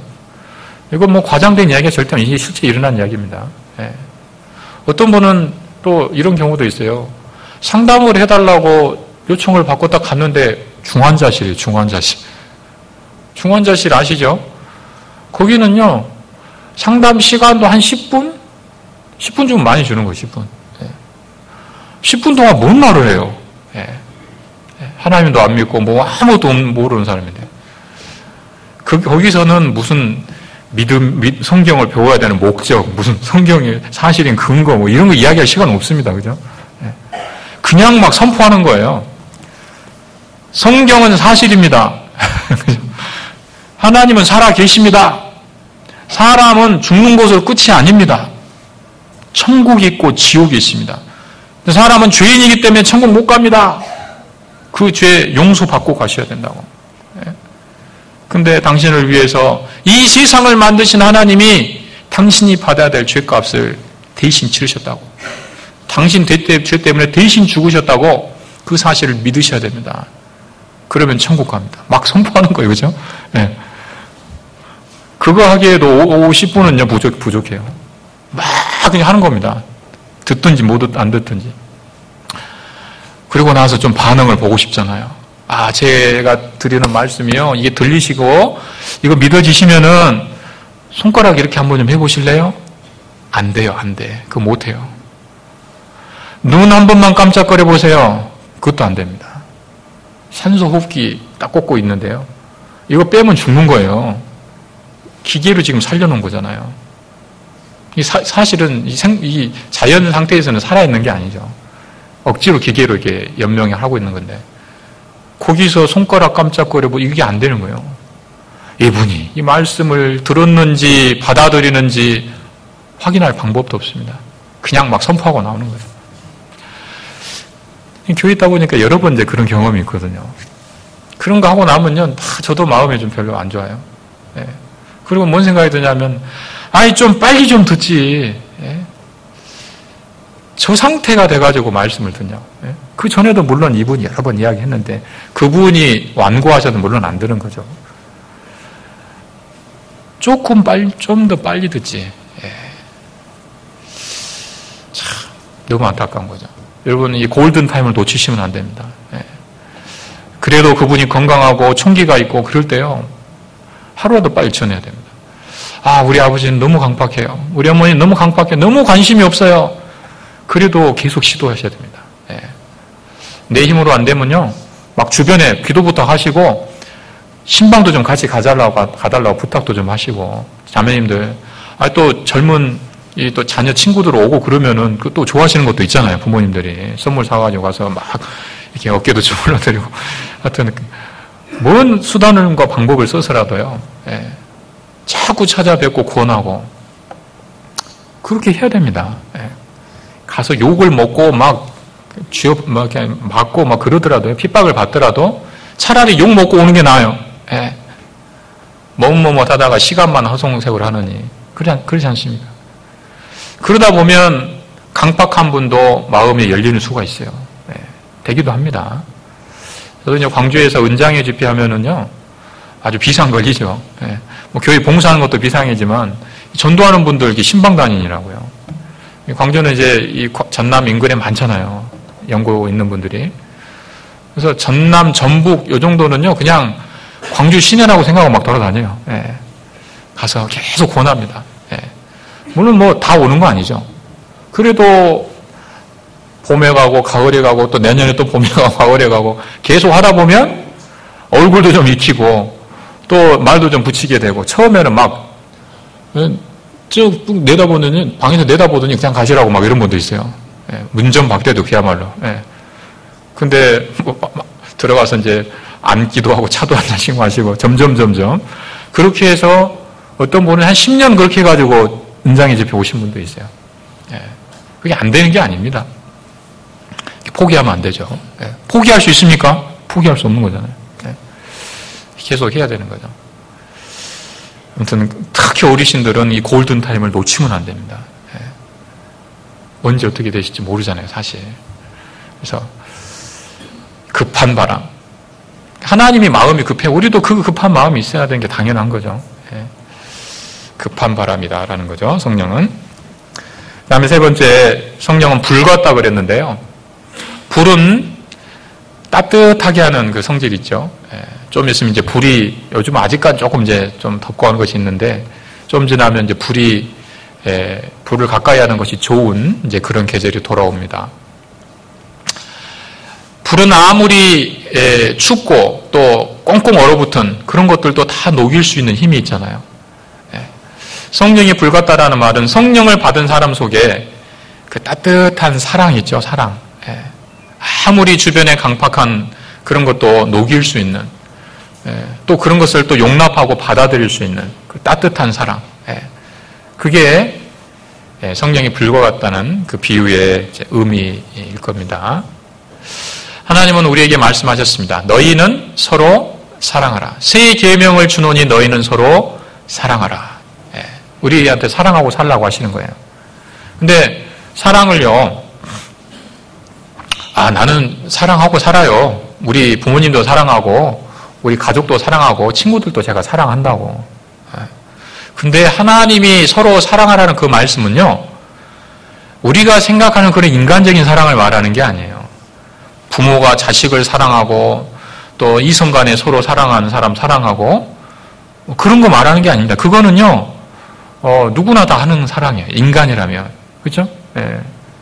예수님이 서로 사랑하라는 그 사랑은 어떤 의미냐면, 그래서 그 다음에 설명을 해 놓으신 거예요. 너희는 서로 사랑하라. 그 다음에 뭐라고 나옵니까? 내가 너희를 사랑한 것 같이죠. 예수님이 우리를 사랑한 것 같이 사랑하라. 그 사랑을 하라는 거예요. 그래서 그 사랑이란 말에 아가페란 말을 써놨어요. 아가페. 거기에는. 아가페 아시죠? 그거는 인간적인 사랑이 아니에요. 우리는 사랑, 똑같은 단어지만은 성경에 보면 그게 다 구분이 되어 있어요. 하나님이 하는 사랑, 인간이 하는 사랑, 이성 간의 사랑, 뭐 친구 간의 우정, 그런 사랑, 이게 다 틀립니다. 사실 다 틀리잖아요. 그 사랑이. 같은 게 아니잖아요. 하나님이 우리를 사랑한 것 같이 그렇게 우리한테 사랑하라고 하실 거예요. 예. 자, 하나님의 사랑, 구체적으로 나타난 것이 예수님의 사랑이죠. 예수님이 우리를 어떻게 사랑하셨냐고 말이에요. 예수님이 우리를 어떻게 사랑하십니까? 죄인을 위해서. 그죠? 지옥 갈 죄인을 위해서 대신 죽으신 사랑이잖아요. 로마서 5장 한번 보시죠. 로마서 5장.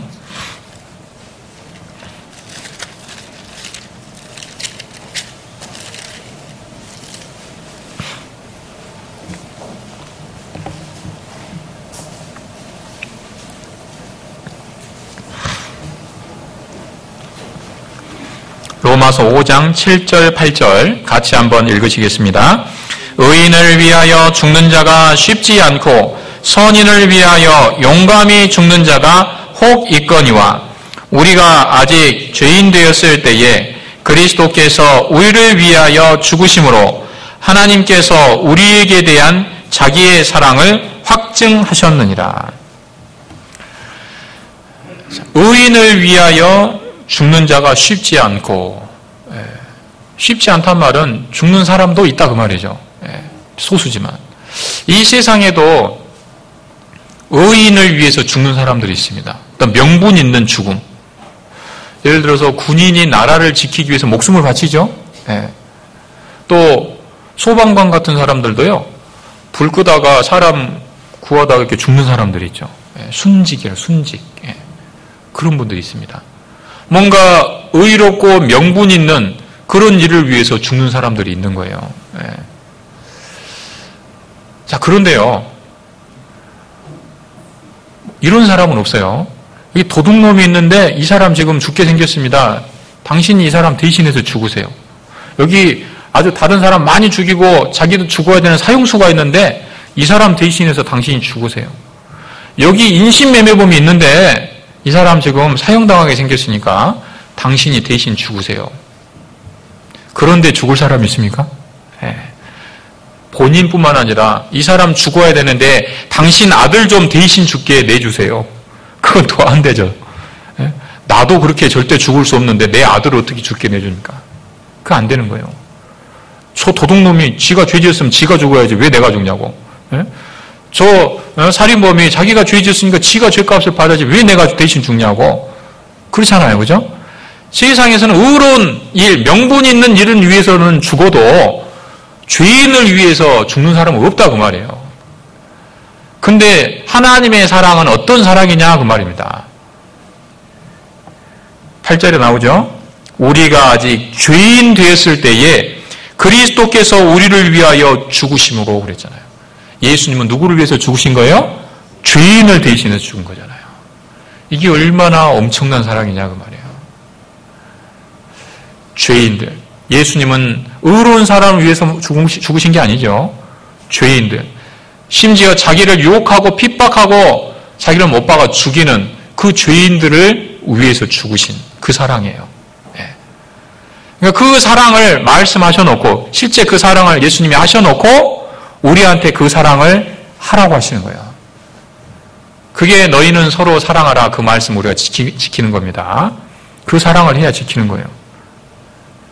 근데 여러분 우리 안에 그런 사랑을 할 수 있는 그 힘이 있습니까? 예수님 같은 사랑.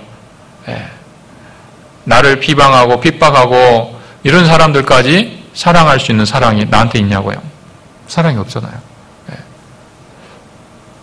그러니까 우리가 하는 인간적인 사랑을 해가지고는요, 하나님 앞에서 칭찬받을 일이 없어요. 그 말씀 있죠. 우리 누가복음 6장 보시겠습니다. 누가복음 6장.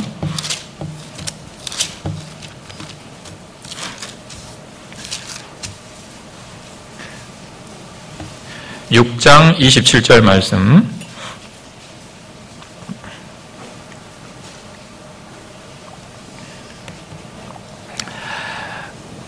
그러나 너희 듣는 자에게 내가 이르노니 너희 원수를 사랑하며 너희를 미워하는 자를 선대하며 너희를 저주하는 자를 위하여 축복하며 너희를 모욕하는 자를 위하여 기도하라.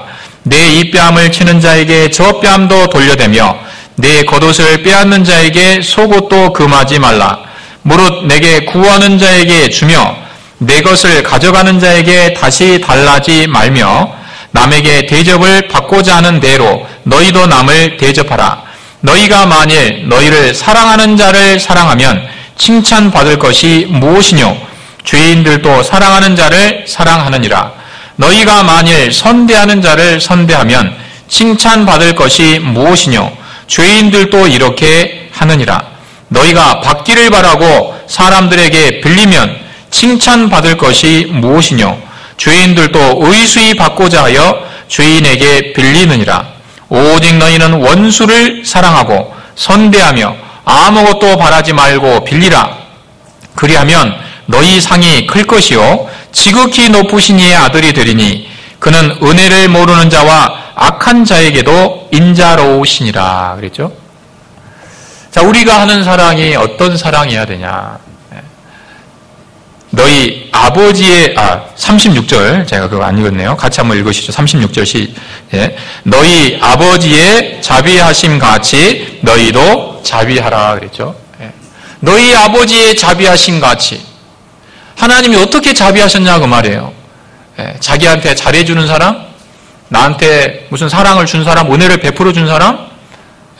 그러니까 부모가 자식을 사랑한다거나 이성간에 사랑한다거나 그냥 자식이 부모를 효도한다거나 이런 거는요 그냥 인간적인 사랑이라는 거예요. 그는 죄인들도 그렇게 한다는 겁니다. 그런 사랑이 아니죠. 하나님 우리를 사랑하신 사랑은요 죄인을 사랑하는 사랑이에요. 자기를 욕하고 핍박하는 사람을 사랑하는 사랑, 그 사랑을 하라는 겁니다. 근데 문제는 그런 사랑이 우리 안에는 없다는 뜻이에요. 없다는 사실입니다. 그 사랑을 해야 되는데 우리한테는 그 사랑할 힘이 없어요. 그럼 하나님은 할 수도 없는 사랑을 우리한테 하라고 하시는 거냐? 우리가 할 수도 없는 것을 이렇게 하라고 해놓고 계속 죄책감만 느끼게 하나님이 그렇게 하시겠습니까? 절대 그렇지 않습니다. 여러분, 우리에게는 이런 힘이 없지만 하나님께서는 우리가 이런 사랑을 할 수 있는 힘을 주셔요. 어떻게 주시느냐? 성령을 통해서.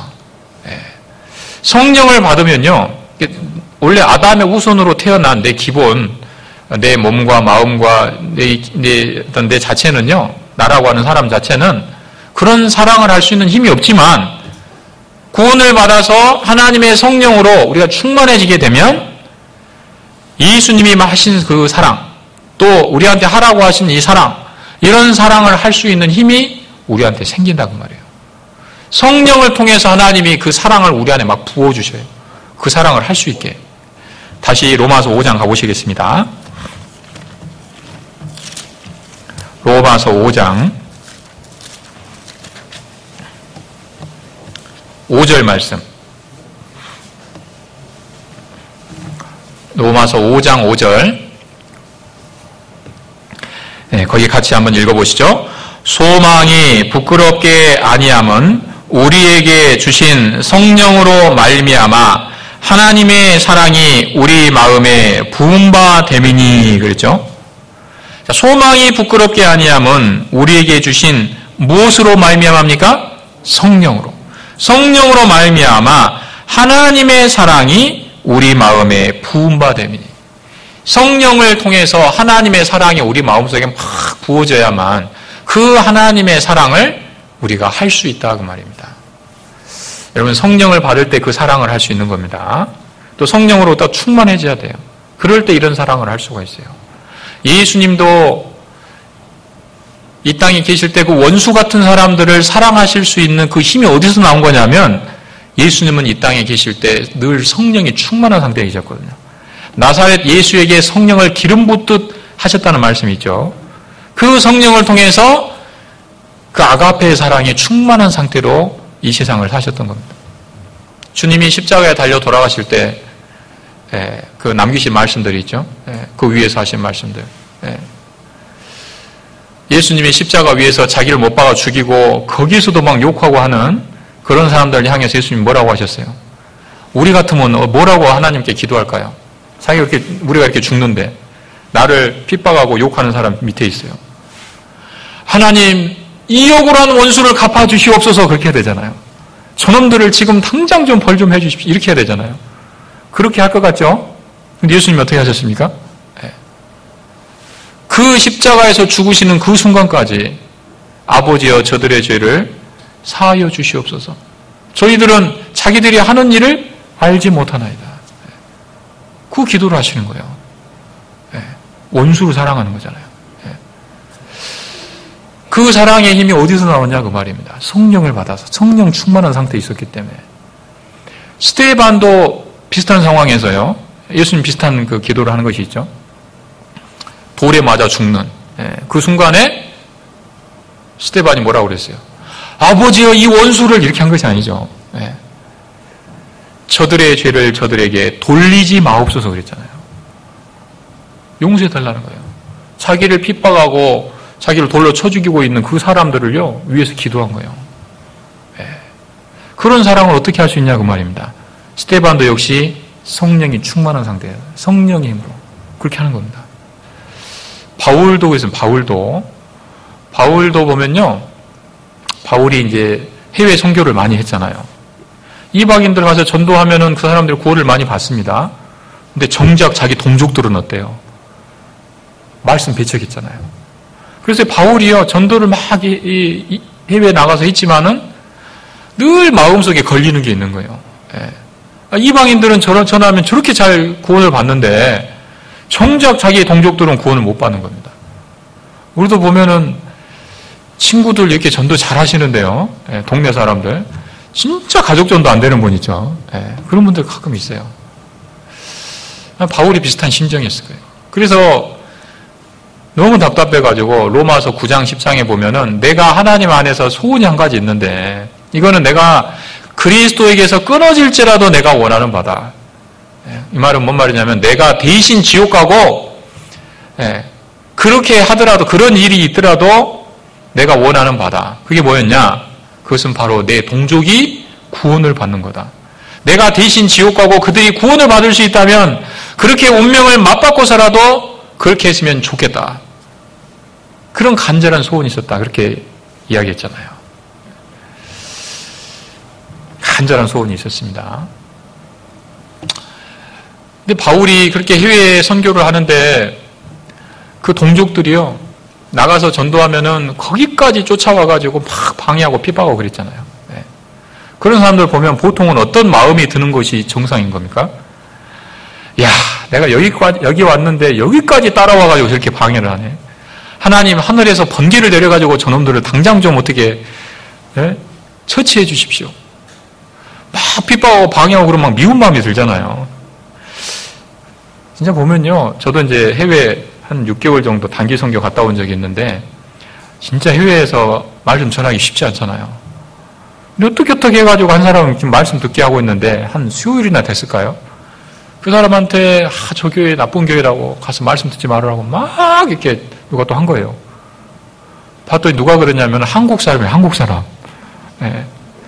해외까지 따라와가지고 세상에 거기서 어떻게 그 어렵게 말씀 듣게 한 영혼을요 그렇게 방해를 하더라니까요. 진짜 막 그 화가 막 치밀대요. 이제 어떻게 돼버렸으면 좋겠다 막 생각이 진짜 들더라고. 근데 바울은 그렇지 않았다는 거예요. 그 동족들이 그 해외까지 따라와가지고 방해를 하고 핍박을 하고 하는데도 바울은 끝까지 내가 대신 지옥 가더라도 저 사람들이 구원받을 수 있으면 그렇게라도 했으면 좋겠다고. 근데 그런 마음이 어떻게 생기냐 그 말이에요, 사람이. 그것도 바울의 자기 개인의 힘이 아니라 그 말입니다. 성령으로 말미암아 그리스도의 사랑이 그 마음에 부음바 되니까 바울이 원래 그런 사람이 아니거든요. 아주 냉정하고 아주 그냥 잔인하게 사람을 잡아다 죽여 이런 사람이었잖아요. 스데반을 돌로 쳐 죽이는 그 옆에 있었잖아요, 바울이. 사울일 때. 구원받기 전이죠.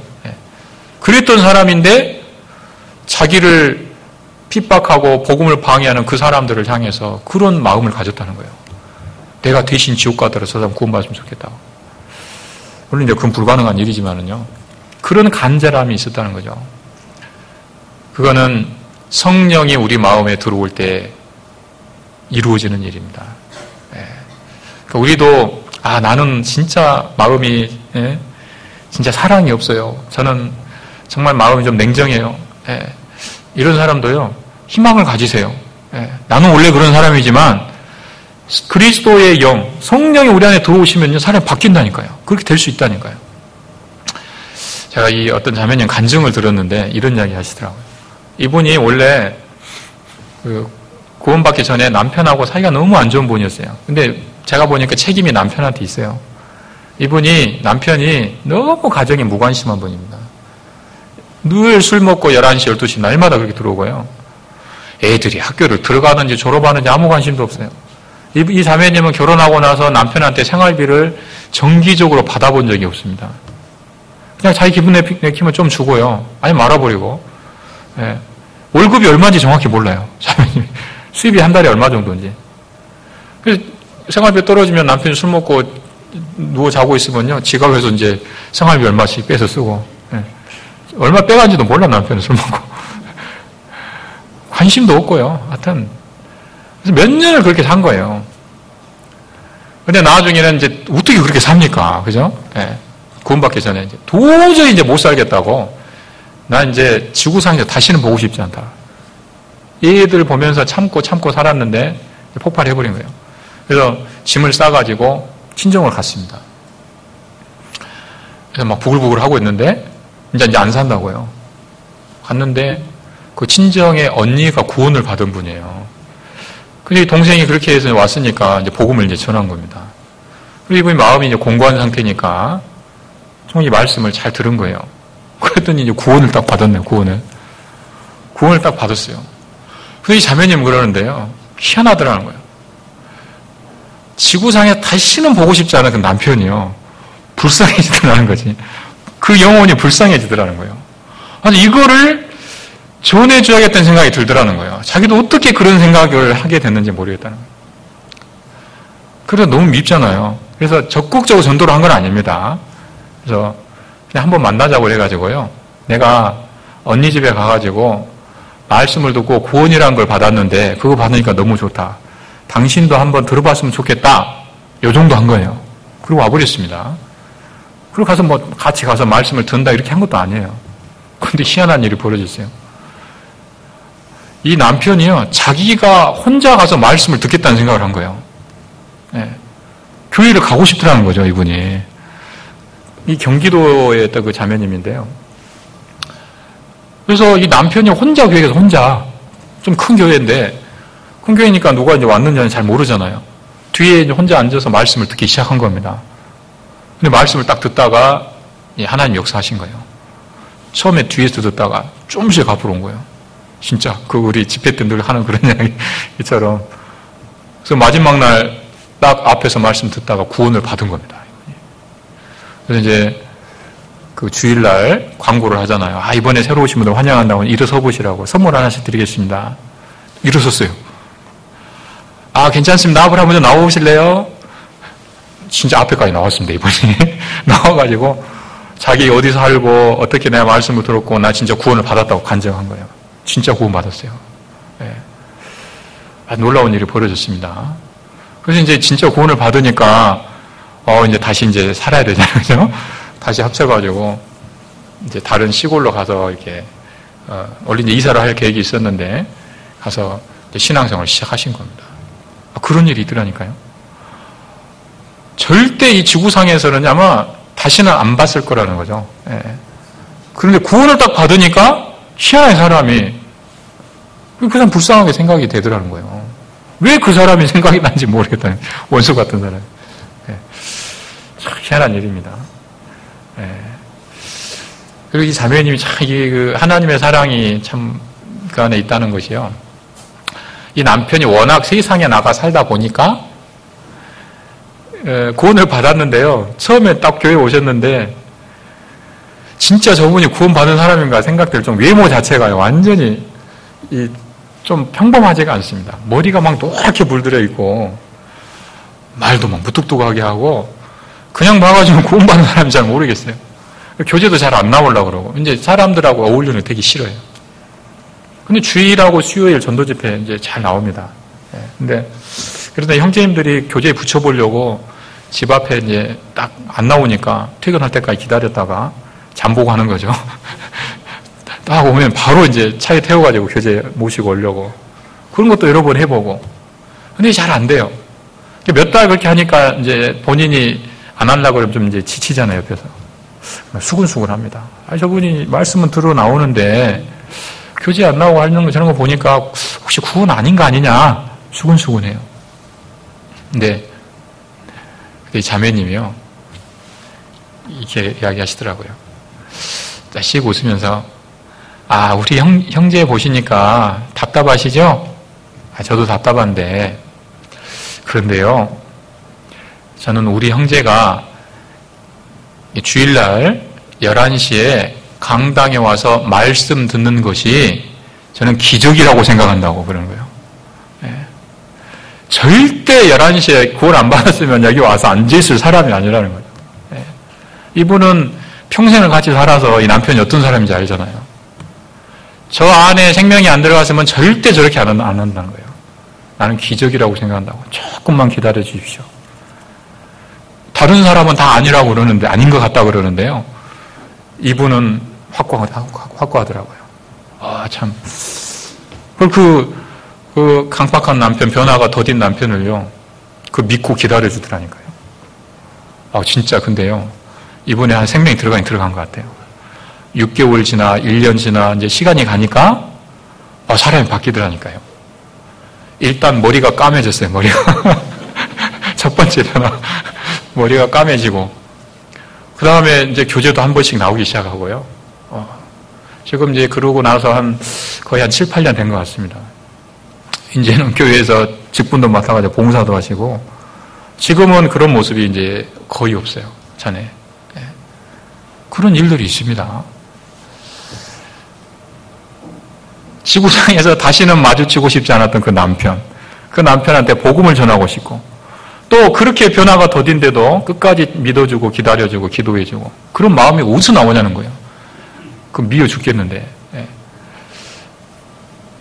그런 일이 실제 있어요. 성령을 받으면 그런 일이 실제 일어나는 겁니다. 그리스도의 사랑, 하나님의 사랑이 그런 걸 용납하게 하시는 거죠. 그래서 내 안에 사랑이 부족하다고 생각하시면요, 스스로 막 뭘 애쓰려고 하지 마시고 하나님한테 기도하십시오. 그 사랑을 달라고. 그리고 성령으로 충만케 해달라고. 성령 충만하게 되면 이런 일들이 우리 안에도 있다 그 말입니다. 성령 불같다 말씀드렸고요. 마지막으로 조금만 이건 더 말씀드리면요.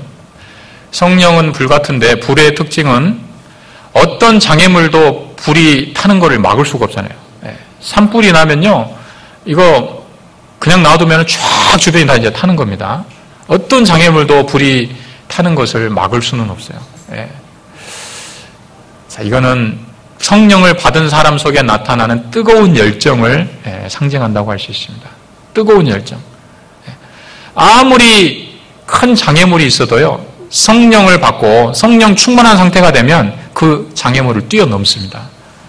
어떤 사람은 신앙생활을 잘 못하는 것을요, 자기 주변의 어떤 장애물 때문이라고 핑계하는 경우가 있어요. 누가 핍박을 해서, 아니 나는 나이가 많아서, 신앙생활도 젊어야 하지, 내가 이 나이에 뭘 할 수 있냐, 나이 핑계대는 분이 있죠. 어떤 분은 나는 경제적으로 너무 힘들다, 신앙생활도 돈이 있어야 하겠더라, 이런 거 있잖아요. 뭔가 이게 주변에 자기가 신앙생활을 잘 할 수 없는 장애물들, 그걸 핑계를 대는 경우가 있습니다. 여러분, 신앙생활을 잘하고 못하고는요, 내 주변 환경이 어떠냐, 그게 중요한 게 아닙니다.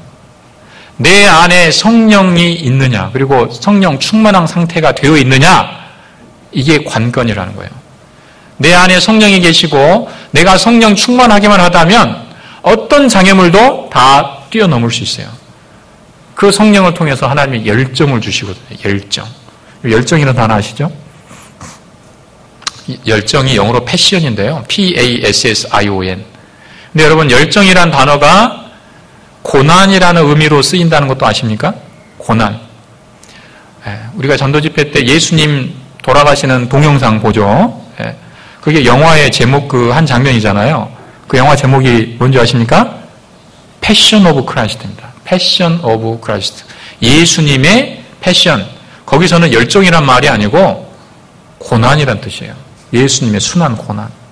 똑같은 단어가 열정이란 말도 쓰이고 고난이란 말로도 쓰인다 그 말입니다. 교훈이 되죠. 여러분, 열정이 있으면요, 고난은 더 이상 문제가 되지 않아요. 우리 영혼을 구원하고자 하는 그 열정이 있으셨기 때문에 예수님이 십자가의 고난을 담담하게 받으신 거예요. 그 열정이 그 고난을 뛰어넘게 하는 겁니다. 우리 안에 열정이 있다면 어떤 고난도 뛰어넘을 수 있어요. 나이요? 여러분, 나이는 숫자에 불과한 겁니다. 성경에도 보면요, 나이가 많아도 하나님께 귀하게 쓰임 받은 분들이 얼마나 많습니까? 여러분, 모세가 몇 살 때 부르심을 받았죠? 80세 때, 80세 때. 그죠? 모세가 부르심을 받을 때 나이가 80이에요. 갈렙 아시죠? 갈렙. 가나안 땅을 정복했던. 딱 두 사람 들어갔는데 여호수아와 갈렙 두 사람 들어갔잖아요. 나머지는 광야에서 다 죽고 새로운 세대가 태어났고, 그 갈렙이 가나안 땅 정복할 때 나이가 몇 살인 줄 아십니까? 저 산지, 이 산지를 내게 주소서, 그 갈렙이 한 이야기거든요. 예, 그 말을 했을 때 나이가요, 85세였어요. 85세. 여러분, 85세면 우리나라도 보통 어떻게 해요? 아, 젊은 사람 보고 가라 그러세요. 제가 이 나이에 어떻게 갑니까? 예. 근데 갈렙은 이 산지를 내게 주소서. 척박한 그 산지거든요. 예. 산지, 평지도 아니에요. 산지. 저기를 가서 내가 하나님의 힘으로 저 산지를 취하겠습니다. 여호수아한테 그렇게 이야기했잖아요. 85세. 예, 남자만 이야기하니까요. 여자도 있습니다. 자매. 예, 초림하시는 그 예수님. 네가 초림하시는 예수님을 네 눈으로 볼 거다. 그런 그 하나님의 계시를 받고 그 믿음으로 그 예수님의 초림을 기다렸던 여인이 있어요. 안나 아시죠? 누가복음 나오죠. 안나가 그 주님의 초림을 기다리면서요, 성전에서 무려 84년인가? 거기 기다렸어요. 근데 안나가요, 7년 만에 과부돼가지고, 결혼한 지 7년 만에 과부됐고, 그 다음에 4년인가를 그 성전에서 주야로 금식하고, 성도를 섬기고, 그렇게 됐다고 했거든요. 여러분, 결혼한 지 7년 만에, 그러니까 안나의 나이를 추정해 보면요, 결혼을 20살 때 했다고 가정해 보시죠. 빨리 했다고 하더라고요. 20살. 7년 만에 과부돼, 27살이죠. 그 다음에 85년이니까 몇 살이에요, 도대체? 한 110살 정도 되는 거예요, 대략. 올해도 사셨네요. 근데 그 오랜 기간 동안 성전을 떠나지 않고 주야로 금식하면서 믿음을 지켰어요.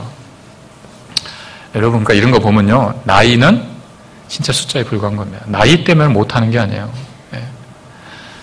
저도 시골 교회에 있었을 때인데, 저희 교회에 나오는 할머니 한 분이요, 귀가 이렇게 잘 안 들리는 할머니가 있어요. 근데 말씀에 대한 열정이 얼마나 이렇게 대단하신지 몰라요. 말씀을 막 사모해요. 귀가 잘 안 들리니까 시골에 방송시설도 별로 잘 안 좋잖아요. 그래서 항상 스피커 앞에 딱 앞에 앉아요. 조금이라도 더 분명하게 듣기 위해서. 듣고. 그리고 마음에 와닿는 말씀이 있으면 테이프 사가지고 집에 가서 얼마나 그걸 들으시는지 테이프가 다 그냥 늘어질 정도. 그리고 그걸 다 외워버려요, 그냥. 그래서 모임을 딱 하면요, 간증을 하는데, 본인 간증도 하시지만은, 들었던 말씀, 그 인상적이었던 말씀을 다 외워가지고, 똑같이 그대로 하셔요. 예화까지. 그냥 말씀 다 외워가지고. 얼마나 들었으면. 그리고 전도의 열정도 있습니다, 이분이. 근데 연세가 많다 보니까, 허리를 꼬부러져서 이제 지팡이 쥐고 전도하죠. 할머니들이 뭐 있습니까?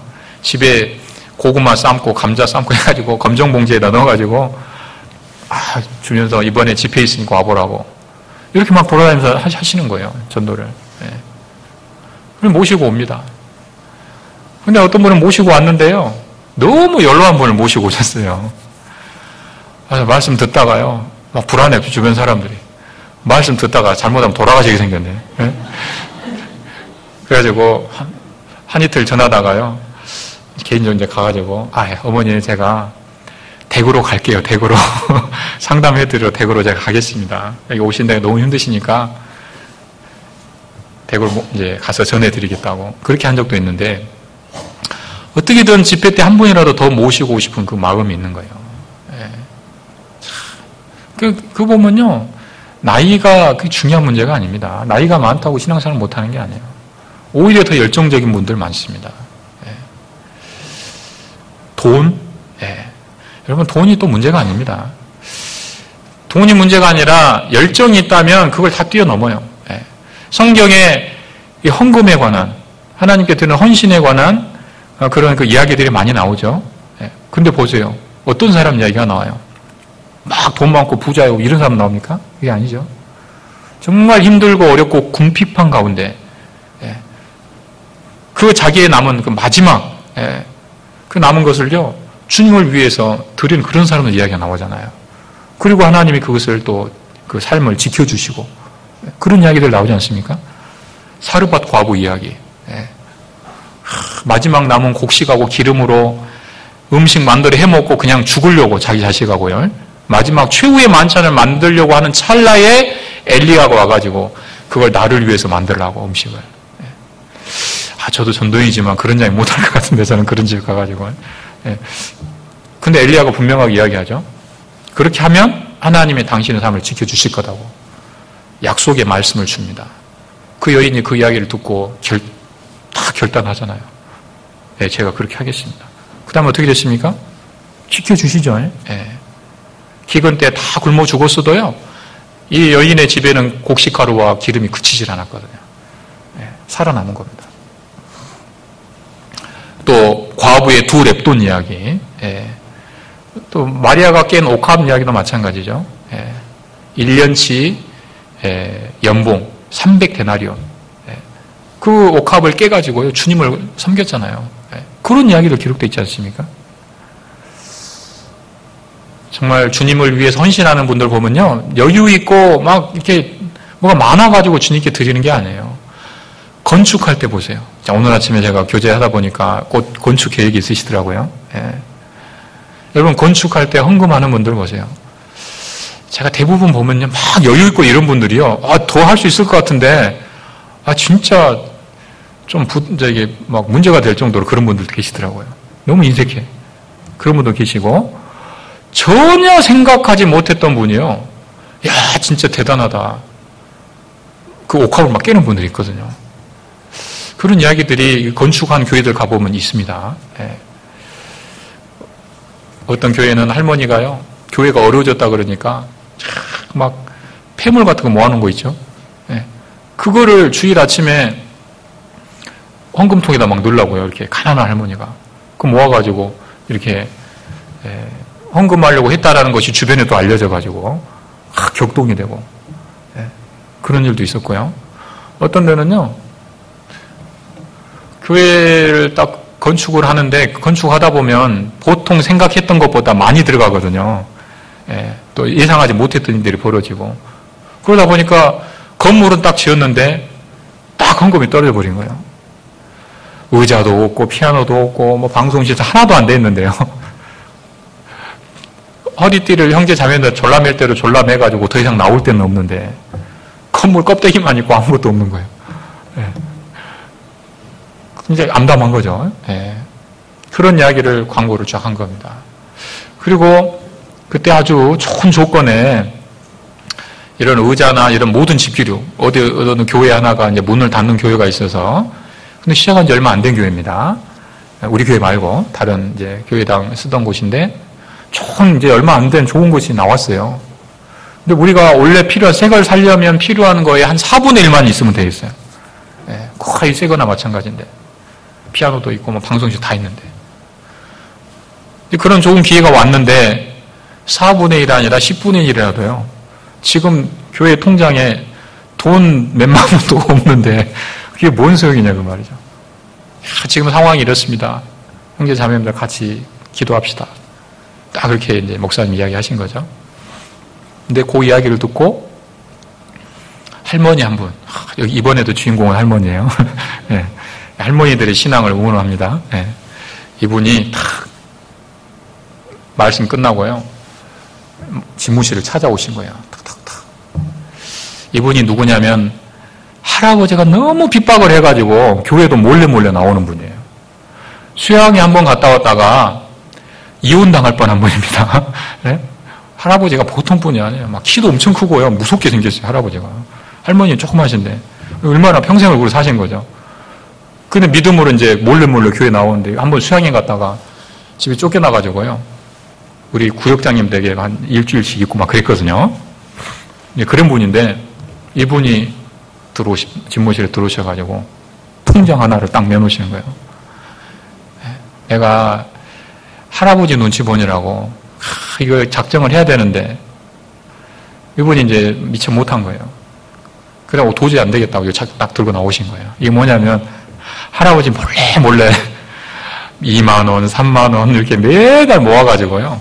굉장히 오랜 시간 이렇게 모으신 거예요. 예. 하여튼 진짜 비상금이죠. 예. 꽤 많은 시간, 그래서 꽤 많은 금액을 모은 겁니다.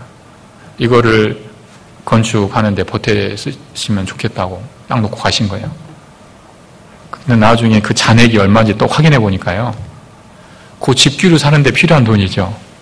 딱 그만큼이에요, 그만큼. 이분이 그거를 모으려고 모은 게 아닙니다.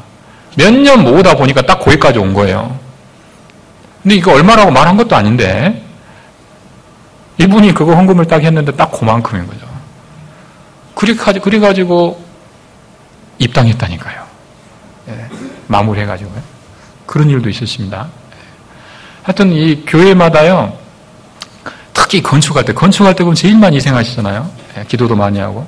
그러니까 하나님이 역사를 이렇게 이루어 주시는 것 같아요. 그런 귀한 간증들이 있습니다. 옥합을 깬 이야기. 아마 우리 장흥교회도 아마 있을 거예요. 예, 분명히 그런 일들이 있습니다. 예. 그러고 보니까 핍박도 뭐 경제적으로 힘든 것도 나이도 이게 문제가 아니더라고요. 예. 자, 주님이 주신 그 성령의 그 힘과 사랑과 열정 이것이 있으면 어떤 것도 다 뛰어넘을 수 있구나. 이 생각을 해보게 됐습니다. 어떤 열정이 문제입니다. 예? 예. 자, 나에게도 그런 것이 있으면 좋겠죠. 네. 성령을 받은 사람 속에서는 이런 일들이 일어난다고 하는데 왜 나한테는 그런 일이 없냐? 예. 나한테도 그런 일이 있어요. 있을 수 있습니다. 정도의 차이는 있을지 모르지만 나도 구원받기 전과하고는 좀 달라졌고 나도 내 안에 전도하고자 하는 그런 그 열정도 있고 또 사랑도 있고 있습니다. 그러나 더 성경에 나오는 사람들처럼 또 좀 말씀드렸던 어떤 귀감이 되는 이런 분들처럼 더 열정적으로 우리가 살기 위해서는 성령 충만이 필요합니다. 성령 충만. 예, 성령은 계셔요. 우리 안에 있습니다. 여러분 불도 있잖아요. 활활 타기도 하지만 어떤 이유에 의해서 이 불꽃이 사그러드는 경우도 있잖아요. 근데 너무 걱정하실 필요 없어요. 꺼지지 않습니다. 거기다 다시 연료를 집어넣고 산소를 불어넣고 하면요. 다시 탈 수 있어요. 예. 불이 꺼지는 이유는 여러 가지 있을 수 있어요. 크게 두 가지입니다. 첫 번째는 물 같은 거 뿌리면 거기 꺼지죠. 물. 예. 죄가 들어오면요. 성령의 불꽃이 사그러들어요. 성령 충만함, 성령의 불길이 타올라야 되는데. 그래서 로마서 1장, 잠언 1장 23절에 보시면요. 하나님의 말씀을 듣고 뉘우치고 회개하면은 하나님께서 하나님의 신 성령을 부어주시겠다는 약속이 있습니다. 그래서 이 죄를 우리가 회개하고 뉘우칠 때 다시 이 성령의 불길이 타오르는 겁니다. 그리고 또 성령 충만함을 받는 비결은요. 말씀을 잘 들으셔야 돼요. 말씀. 하나님의 말씀이 우리의 성령의 불길을 타오르게 하는 겁니다. 그래서 에레미야 성경에 보면은 내 말이 불 같지 아니하냐 내 말이 반석을 깨뜨리는 방망이 같지 아니하냐 하나님의 말씀이 불이라는 말씀이 있습니다. 요한복음 6장 63절에도 보면 살리는 것은 영이니 육은 무익하니라 내가 너희에게 이른 말이 영이요 생명이니라 하나님의 말씀이 영이라고 말씀하셨어요. 그러니까 말씀을 들을 때에 마음에 불이 이렇게 다시 타오르고요. 그리고 성령의 충만함 우리가 받을 수 있습니다. 말씀입니다. 그리고 또 성령 충만함을 받는 길이 기도입니다. 기도. 오순절 성령 강림도 제자들이 다락방에 모여서 기도하다가 성령 받았다고 그랬죠. 기도. 그리고 사도행전에 성령 충만함을 받는 많은 일들이 있는데 그 주변을 살펴보면요. 기도했다는 말이 계속 나와요. 사도행전 4장에 보면은 빌기를 다음에 무리가 성령이 충만하여 하나님의 말씀을 담대히 선포하니라 이렇게 말씀했거든요. 빌기를 다음에 기도했단 말이죠. 그러니까 하나님이 성령 충만하게 해주신 거예요. 기도하셔야 됩니다. 기도하는 자에게 하나님은 성령을 반드시 주십니다. 구하라 그리하면 너에게 주실 것이요 찾으라 그러면 찾을 것이요 문을 두드리라 그리하면 열릴 것이다 그랬죠. 뭘 구하면 뭘 주신단 말이고 뭘 찾으면 뭘 찾게 될 거라는 거예요. 그 밑에 보면요. 너희가 악한 자라도 자식에게 좋은 것을 줄 줄 알거든 하물며 너희 천부께서 구하는 자에게 성령을 주시지 않겠느냐. 성령을 구하면 주신다고 말이에요. 성령을 찾으면 주신다고 말입니다. 우리가 성령을 받기 위해서 하나님께 간절히 기도하면 반드시 성령을 주신다. 누가복음 11장에 그런 말씀이 있어요. 그래서 기도하셔야 됩니다. 성령 충만함을 받으려면. 그리고 구하면 반드시 주신다는 그 약속이 있어요. 그리고 마지막으로 이 교제입니다. 교제. 이 하나님의 성령은요, 어디에 충만하게 계시냐면 이 교제 가운데 계셔요. 에베소서 1장 23절인데 거기 보시면 교회는 만물 안에서 만물을 충만케 하시는 자의 충만이니라 이렇게 말씀했습니다. 교회 안에 하나님의 충만한 능력이 있다 그 말씀이에요. 교회 안에, 교제 안에. 여러분 우리가 교제를 하게 되면 교제를 통해서 하나님의 성령을 충만하게 공급받습니다. 내가 교제 나올 때는 공고한 가운데 나왔는데요. 이 안에 한두 사람이라도 하나님이 성령을 충만케 하시면 그 사람을 통해서 여기에 있는 사람 전체가 충만함을 얻는 일이 있어요. 오병이어의 기적 아시죠? 떡 5개 물고기 2마리밖에 없었는데 5,000명이 다 배부르게 먹고 12광주리나 남았잖아요. 그 오병이어의 기적이 교제 가운데 있는 겁니다. 교회 나올 때에는 다들 힘들고 어렵고 공고한 가운데 나와요. 근데 이 안에 몇 사람 하나님이 떡을 주신 분이 있어요. 물고기를 주신 분이 있습니다.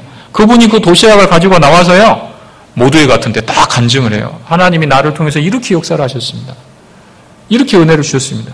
그 이야기를 들으면요. 거기에 있는 사람들이 다 같이 은혜를 받는 거예요. 충만함을 입습니다. 집회 때 강사 목사님이 오셔서 말씀을 전합니다. 말씀은 한 사람이 전하는데 듣는 사람들이 다 충만함을 받잖아요.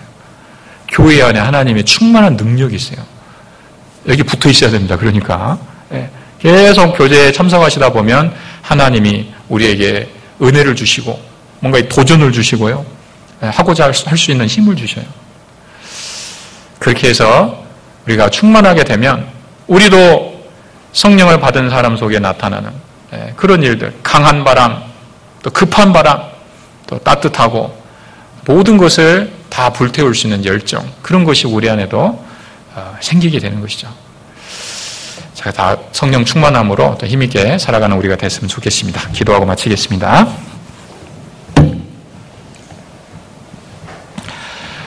하나님 감사합니다. 오늘 오순절 성령 강림 사건에 대해서 함께 말씀을 배웠습니다. 우리 안에 주신 성령으로 말미암아 하나님의 사랑과 또 열정으로 타오르게 도와주시옵소서. 이 마지막 때에 주님의 마음으로 이뤄진 영혼들에게 하나님의 말씀을 전할 수 있도록 도와주시옵소서. 이어지는 많은 전도의 기회들을 통해서 이뤄진 많은 영혼들이 구원받을 수 있도록 도와주시고 그 일을 위해 기도하고 수고하는 모든 손길 위에 주님께서 친히 축복하여 주시옵소서. 저희를 사랑하시고 구원하여 주신 예수님 이름으로 기도드립니다. 아멘.